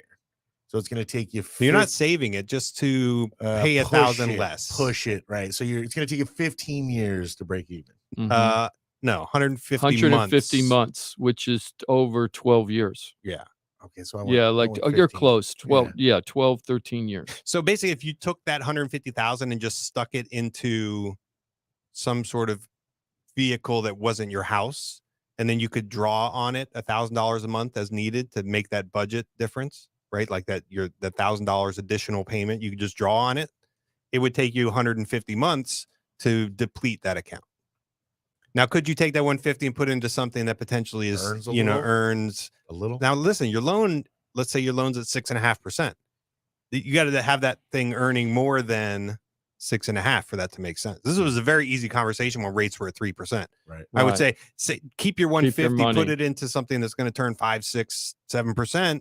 Not guaranteed, of course, risk involved, but that was an easy conversation. Now at 6.5, it's not quite so hard. So it's not, for me, it's not about like, what's the better investment? But it might not even be about earning. It's just having the liquid, having access to cash. This is my thing, Johnny. Like, versus sitting when in your house, you- because if you go to get that money out, I'm sorry, please. yeah, no, you're No. saying what I'm going to say. Yes, Do it. you say it. It's once you put it into the house, it's difficult to extract if you need it. Okay, not impossible. Do loans, whatever, but those are all kind of contingent. It's like almost like having contingencies in your contract, Jim. Like accessing that money is contingent on a number of factors that are perhaps out of your control. So, and also, Has the value of the house gone up or down since when you put the money into it? can you Will the qualify bank- for the loan? Well, yeah. Can you qualify? Yeah. Will the bank? Yeah, it sounds weird, right? I heard something. Yeah, it's me too. Timothy did Will the something. bank even give you? Will the bank even give you the loan? Not just because Sure. you can qualify, but right now I'm reading that the big box banks don't want to give out HELOCs right now. So a lot of people is like, oh, I'll just take a home equity line of credit on my house. Well, you might not have that ability if the banks say this isn't the kind of market we want to do that. So for. there's just contingencies, things that are outside of your control. And the other big factor for me, and this is something like in the near term, right? You simply don't know what the value of your home is going to be. And so it's possible that 150,000 savings account gets squeezed simply because market conditions mean your home is worth less, right? So you can lose money in that respect, but only if you have to grab it at a certain time, right? So I've always said, if you can ride it, you're it always going to doesn't find a matter, time right. where your money has expanded, right? The value of your home has expanded. But I've always said the only time it matters, right, is when you're going to get equity, get cash out or sell it. Is the only time it truly matters what your house is worth. That's right. Right. But man, It's not a good how feeling. how about not relying on that to have that cash that you put into that house? Right. That's an interesting. And it's funny, perspective. Jimmy and I were talking about it almost like a real life scenario. It's like, well, what should I do? And I said, well, one thing is you have to know yourself, Jim, because if you set this 100,000 aside, are you going to touch it? Right. Right. Is it You're gonna going to be get spent up? tempted. Like, I could see somebody like Jim would look at this and say, that's marketing dollars, right? Like that's stuff I can use to make more money. But there's also some level of risk with that as well. Right. So, yeah, I think, and it's weird for me to like, I think in terms of like Jim was saying, like, I don't want to lose my 3% mortgage right now and go into 6. But I always fall back on like, you kind of aren't making your decisions based on that analysis. You move when it's ready for you, when it's right for you and your family, and you can get into something that is affordable. If we're talking this scenario, like 2,500, it's just not affordable. Like, I don't want to be dipping into savings. I want my income streams to cover my expenses, and 2,500 ain't going to work. So now just because of that philosophy or that mentality, I need to put more down because I know I got to have a payment of 1,800. So how do I get to 1,800? I put this big of a down payment. Right. Or I spend money to buy down an interest rate and maybe hit the payment that way. Yeah. So that's when those numbers converge. That's where it gets interesting for me.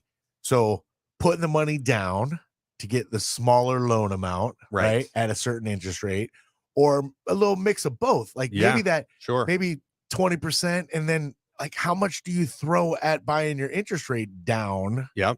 To get a long-term value that stretches well beyond the 12 or 15 years to eat up the extra 150K. And this is the other thing. Like, so you always have to be thinking, what's the horizon of like when that loan is going to be terminated, right? So we're in an interest rate market where there's a good chance, Johnny, and I don't know what the timing is, but let's say the next 5 to 10 years, Jim, in the next 10-year window, is there a time where interest rates are going to be favorable and market conditions are going to be favorable for refinances?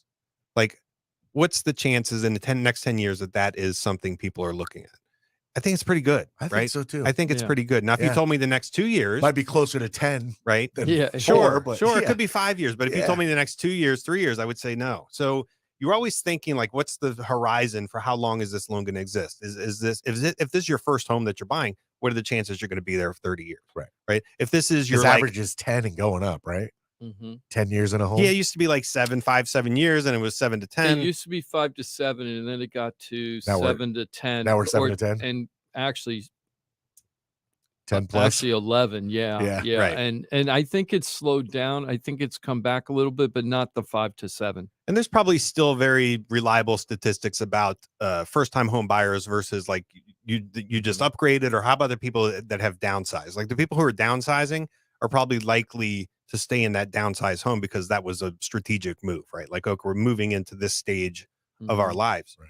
But should you spend money borrowing less, right? Bigger down payment. Should you take some of that money and buy down your interest rate? Should you do neither of those and keep the money in the bank? Right. Like these are all things you should be thinking about. We determined 0.5% was about $900 difference on 500,000, right? Was that following along? No. We determined whether you're doing 20% down versus 50% down.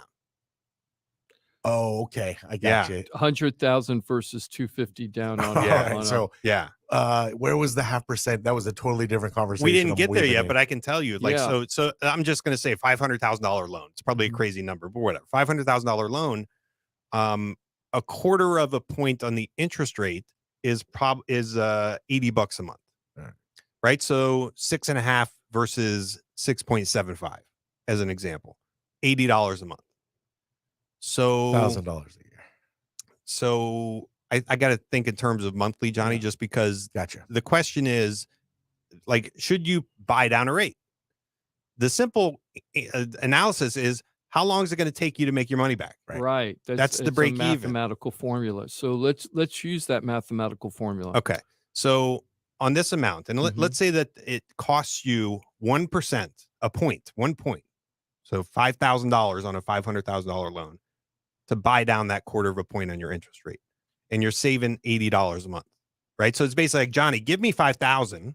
Well, It was a 80 for a quarter point, right? Yeah. And I'm saying it costs 1 point to buy down that quarter of a point on the interest rate. And we're getting like, this is all stuff I talk to people about all the time. So it's hard to do on the air. But Johnny, I'm just going to say, you give me $5,000 and I'm going to pay you $80 a month from that 5,000. All right. And So I'm going to keep paying it for as long as you have this loan, right? What's the break even? 62 and a half months, right? So just about 5 years. 5 years. Right? So a 5-year break even. What are the chances that you're either going to sell the home or refinance the home within the next 5 years? I don't like a 5-year break even. Right. I like a 3-year break even. Yep. Right. That's what we've always said on the show is 3 years is kind of like being conservative. And if you could get like a 20-month break even, it's then all day don't long, even you think do something about like it. that, right? So, and I said paying 1% to buy down your interest rate 1/4%. So that cost you $5,000 to reduce your payment by $80. $80 for 5 years. Now, for 30 years. For 30 years. And it's going to take you 5 to break even. Johnny, if you have this loan for 5 years, you made the right decision, right? If you have it for 6 years, you were really smart. If you have it for 30 years, oh, you're a genius, right? But if you do anything to it prior to 5 years, you stepped in. Right, including a refi. Right, which is probably likely. So it's not a linear thing. Like I'm using the pay 1% to get down 1/4. Well, what happens if you pay 1% to get down 3/8 of a point? Well, I actually was, or a half a point. I was actually asking Mike yesterday on the show, what would happen if I wanted to buy a whole point? So let's say the interest rates are 6.5 right now for me. What would you it want? take? 5.5. I want 5.5. And he goes, well, based on a $500,000 roughly house, you're going to need 20 grand, right? But you're only saving $320 a month, right? 80 times 4. Yeah. Right. Yep. So what does that come out to? It's going to come out to the same, I'm sure.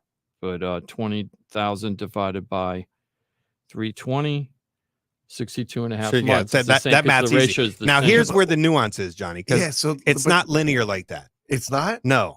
Like I could go and look at the chart and you might see some little pockets, like see these little windows where paying half a point buys you down half an interest rate, half a percent interest rate, right? So there is some weirdness there, and it has to do with mortgage-backed securities and what's the sweet spot for investors as far as the pool of loans that they want in. So they want a bunch of loans at 6.375 for whatever reason. So guess what? 6.375 might be a sweet spot where you're paying less points than kind of the standard linear equation, right? Yeah, so because when I'm doing my math, I'm like, so instead of doing the extra in our scenario, 20% down on the 500,000 or 50% down, if you just took $100,000 and bought down points, right? You're saving $1,500-$1,600 a month versus the 900. So right? they have limitations on what you can actually do. So you can't spend $100,000 on points, John. You can. I asked the same question. You can do the same thing. Let's just call it numbers. Right? Let's call it 3 points. There's some nuance in there, but let's say the most you can spend of your own money is 3% of your own money. Yeah, 3 points. So you can get sellers to help out. This is the 3-2-1 buy down. You know, sellers had to contribute this. So you can't go crazy. You can't go crazy. So I don't know what the right decision is, but for me, it's all about the break even. And if the break even is 5 years, I don't like it. No. If the break even is 3 years or less, then I'm more like, okay, that makes sense. So what you have to try to do with your professional is when the time comes, look for those sweet spots, right? Where you can calculate a 24-month break even. And if you have the money available, like if you have the luxury, which we're talking about people who are selling their home and they have equity position. And so they have some latitude for thinking about this stuff. See if you can find the shortest break even possible. That's the good decision. Even if the rate isn't super low, your break even is right. And as long as you can get into a payment you can afford, that's what you want to do. I have a question. Is this faulty math for mortgage math? Wait, who's doing it? You? Yeah, so probably. Probably. So let's say that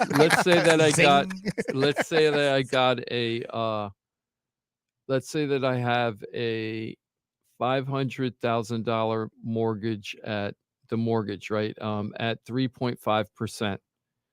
And then Good for you. I'm selling the house. I'm getting $250,000. I'm buying a new $500,000 home at 7%, double the interest rate. But now I'm putting 25% down, so now my mortgage is only $250, not $500, but I'm paying 7%. Wouldn't it come out to almost the same mortgage payment? It's pretty close, Jim. So Yeah, it like would be the same. So you could use that as rough math. Yeah, like your principal and interest before was $2,250. If you did a $375,000 loan versus $500 at 7%, you're at $2,500. So you only had You've So- added, right? So you borrowed less, but the interest rate has really driven up your payment. But what happened? So But if you're trying to get into a similar payment, right, and you're saying, well, what's the new loan have to be in order to, because I'm comfortable with the payment, right? Like I know that works for my that's budget. the point I'm trying to get Yeah. to. So let's say you're in the house and you really like it and you have this low interest rate. And the reason why you like the low interest rates because the payment. Yeah. You don't care about the interest rate. No. You care about the payment you got. Same. So if you were trying to figure out how much would I have to put down on X house in order to that I want to buy in order to get the same payment? Yeah. So 33% down on that scenario. It's going to give you more or less that $2,250 payment. Right, which what I'm experiencing in real life for the people that are selling their homes, they have that kind of equity and more when they're making the choice to buy. So the big mistake I feel that sellers are making right now that want to sell but feel like they're trapped in the mortgage rate is they're not looking at the equity that they have in their home. And if they're willing to play with that equity, meaning putting it back into housing, they might end up being okay and get to live where they want to live and not feel like they're sacrificing just for the mortgage payment. And I think that's the key factor.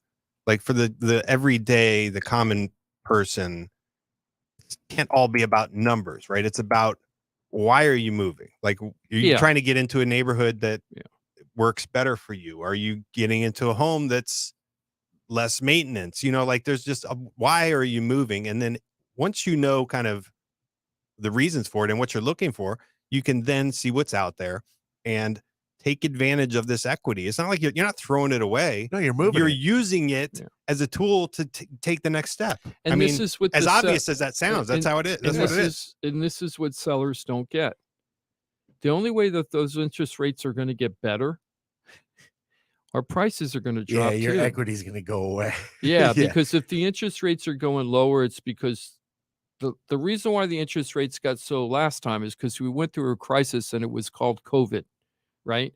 And everything got shut down, and that's when we got to these crazy low interest rates. Well, it was all through QE well before COVID. Like, I mean, we had 2018 some we're build at up. 5%. We had some build up to it. COVID definitely like pushed it a little further, but we had some build up. 2.65. Yeah, come on. There was no come need. on. There was no need for it. Well, I kind of agree with that too. But the thing is what people aren't going to get is if they're waiting for the market to change to get the interest rates better, chances are it's going to be because the housing market is weaker and they're dropping the interest rates. So the lenders are saying, geez, we don't have enough buyers buying houses. Let's drop the interest rates to make it more competitive so we get more buyers, right? And that means that your house is not going to be worth as much. So you're going to get a lower interest rate, but your equity might go. Now, for a while now, if the interest rates stay continuously low for a long time, it'll fuel the housing market and it will go up. Yeah, we saw it happen. Right, because we saw it happen. Yeah. So, I mean, there's a reason that the Fed is in charge of that versus like the mortgage industry, right? Like the mortgage industry or the real estate industry could have their way. They'd be like low rates and high prices forever, right? Exactly. Like let's just do it. Exactly. So did you see there's a question on the chat about I'm sorry. Kind of got back to the DPA stuff. Actually, it came 20 minutes ago. I'm but so sorry. Oh, on Facebook? Florida Talk Real Estate on Facebook? I don't know. Looks like it came from YouTube, actually. Oh, cool.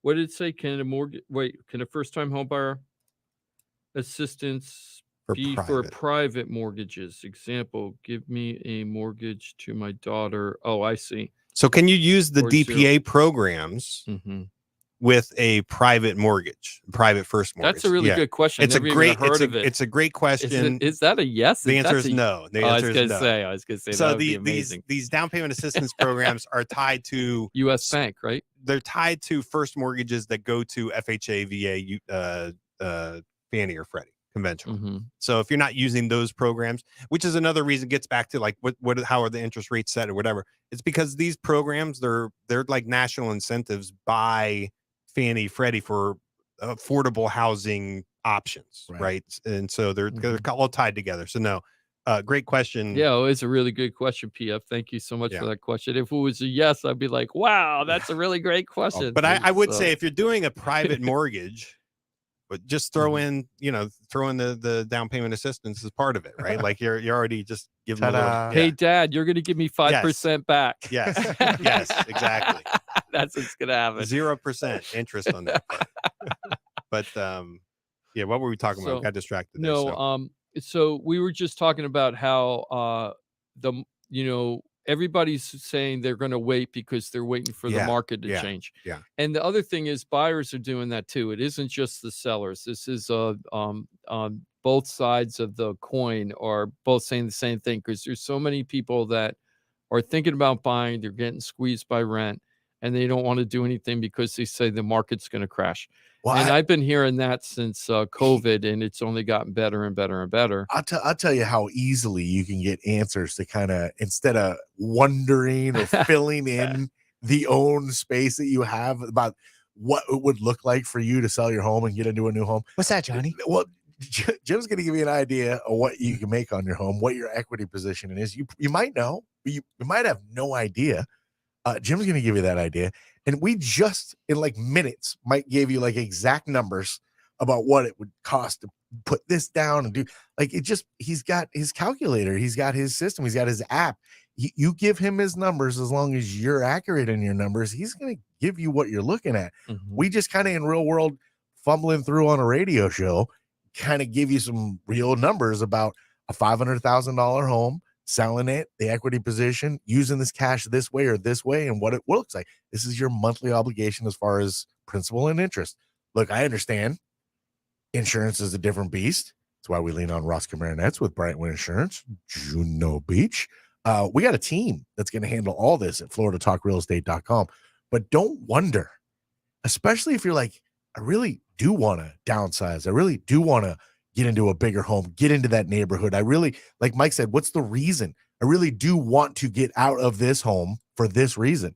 Don't wonder. Get the answers. floridatalkrealestate.com. Thank you, Johnny. Jerry from, I think it's YouTube. Jerry just had a pretty good question. It's kind of it's related to mortgages. I want to say it. 1031. Can you use 1031 for the equity we were talking about on these homes?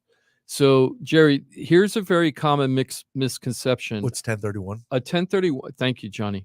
You're setting the foundation. Thank you so much. I like when people do that. That's the time. It's right after 1030, before 1032.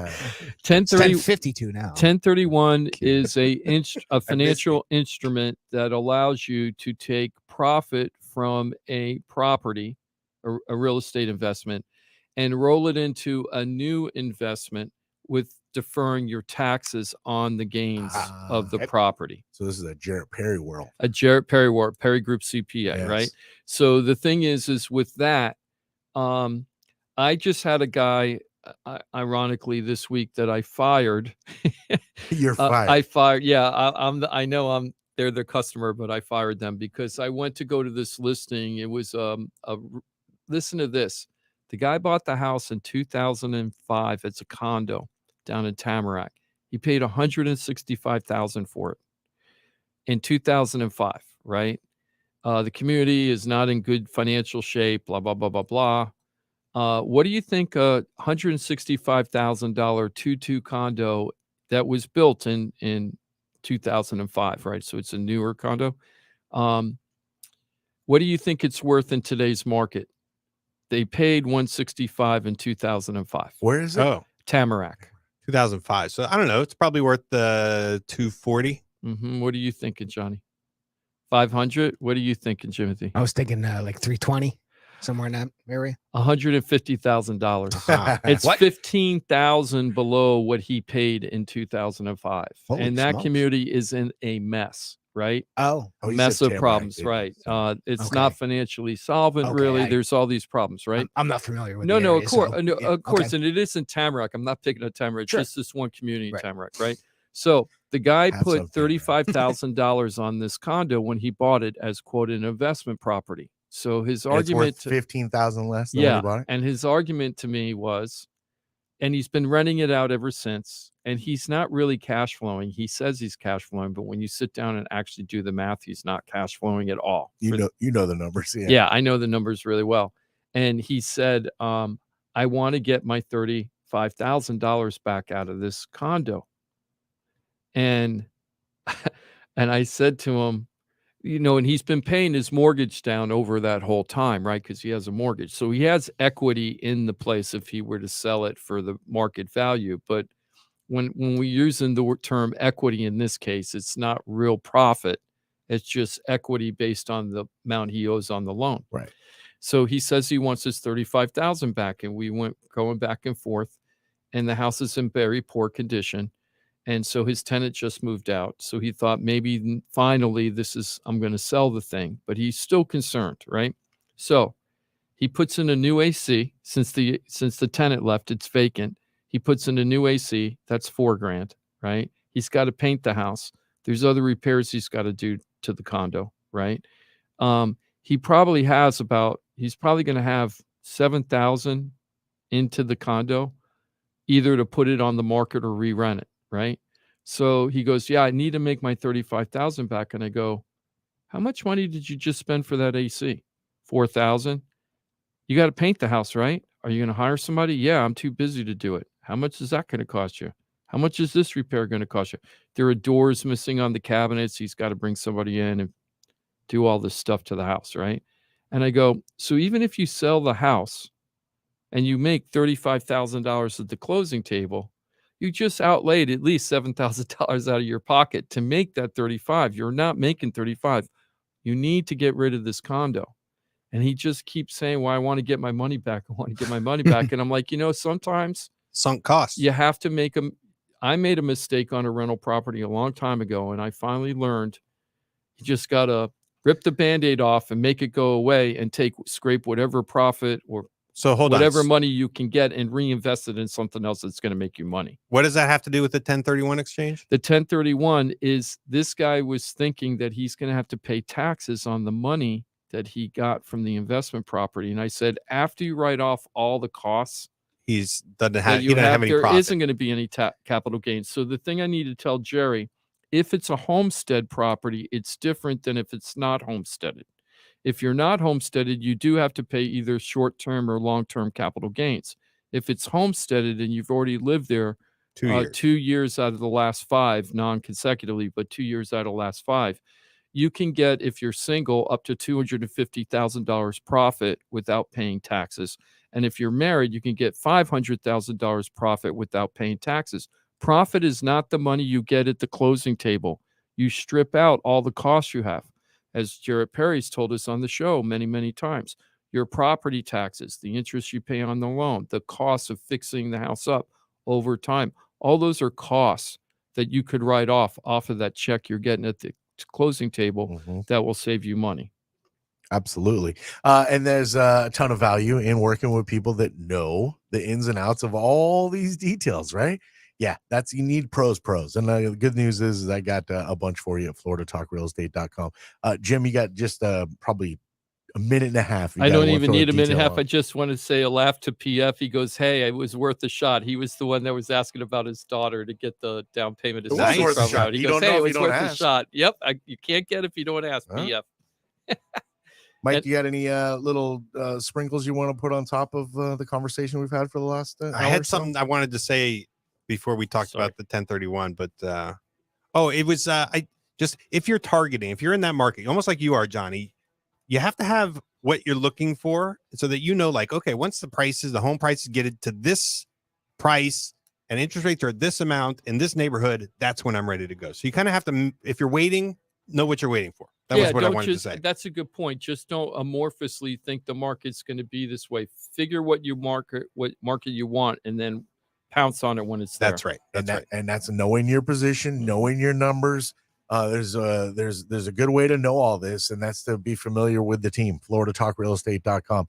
Again, we kind of gave you a little real world breakdown of really how it goes down. It is a numbers game. Look, real estate's market is neighborhood to neighborhood, and that's Jim's expertise. And when it comes to the loan and the dollars, that's Mike's expertise. And the rest of it, well, we got other pros at FloridaTalkRealEstate.com. You hear from them every Saturday, scattered voices, but we thank you for tuning in regardless of who's on the show. That's every Saturday, 9 until 11. We get you up into the locker room. In fact, they're going to be taking over here next. Thank you for being with us. Jimothy, have a great weekend, my friend. You as well, Johnny, Jim, Mike. Have a great weekend, guys. Mike Rauch, the mortgage guy from the mortgage firm. Have a great weekend. Yes, sir. You too. Thanks, everybody. Nice to see you as always. And Jimmy D, the Florida Home Pros team, Keller Williams Innovations. Jim DePola, I hope you have a great weekend. Thanks for covering for me today, guys, both of you. Yeah. Well, again, you do show prep every single day. So that's really what this show is about. Trying to make your dreams come true. Buying a home, selling a home, stuck with a home, you don't know what to do, and everything in between. Remember, FloridaTalkRealEstate.com. Know it, use it, love it, and share it. We'll see you back next Saturday, 9 until 11, 2 hours of infotainment. It's Florida Talk Real Estate. Oh, by the way, get the details of the open house started just 1417 West Hardy Street, 11 to 2. Yeah, Lantana with Mava. 1417. On the Facebook page. We'll see you next Saturday. Florida Talk Real Estate right here, Real Radio.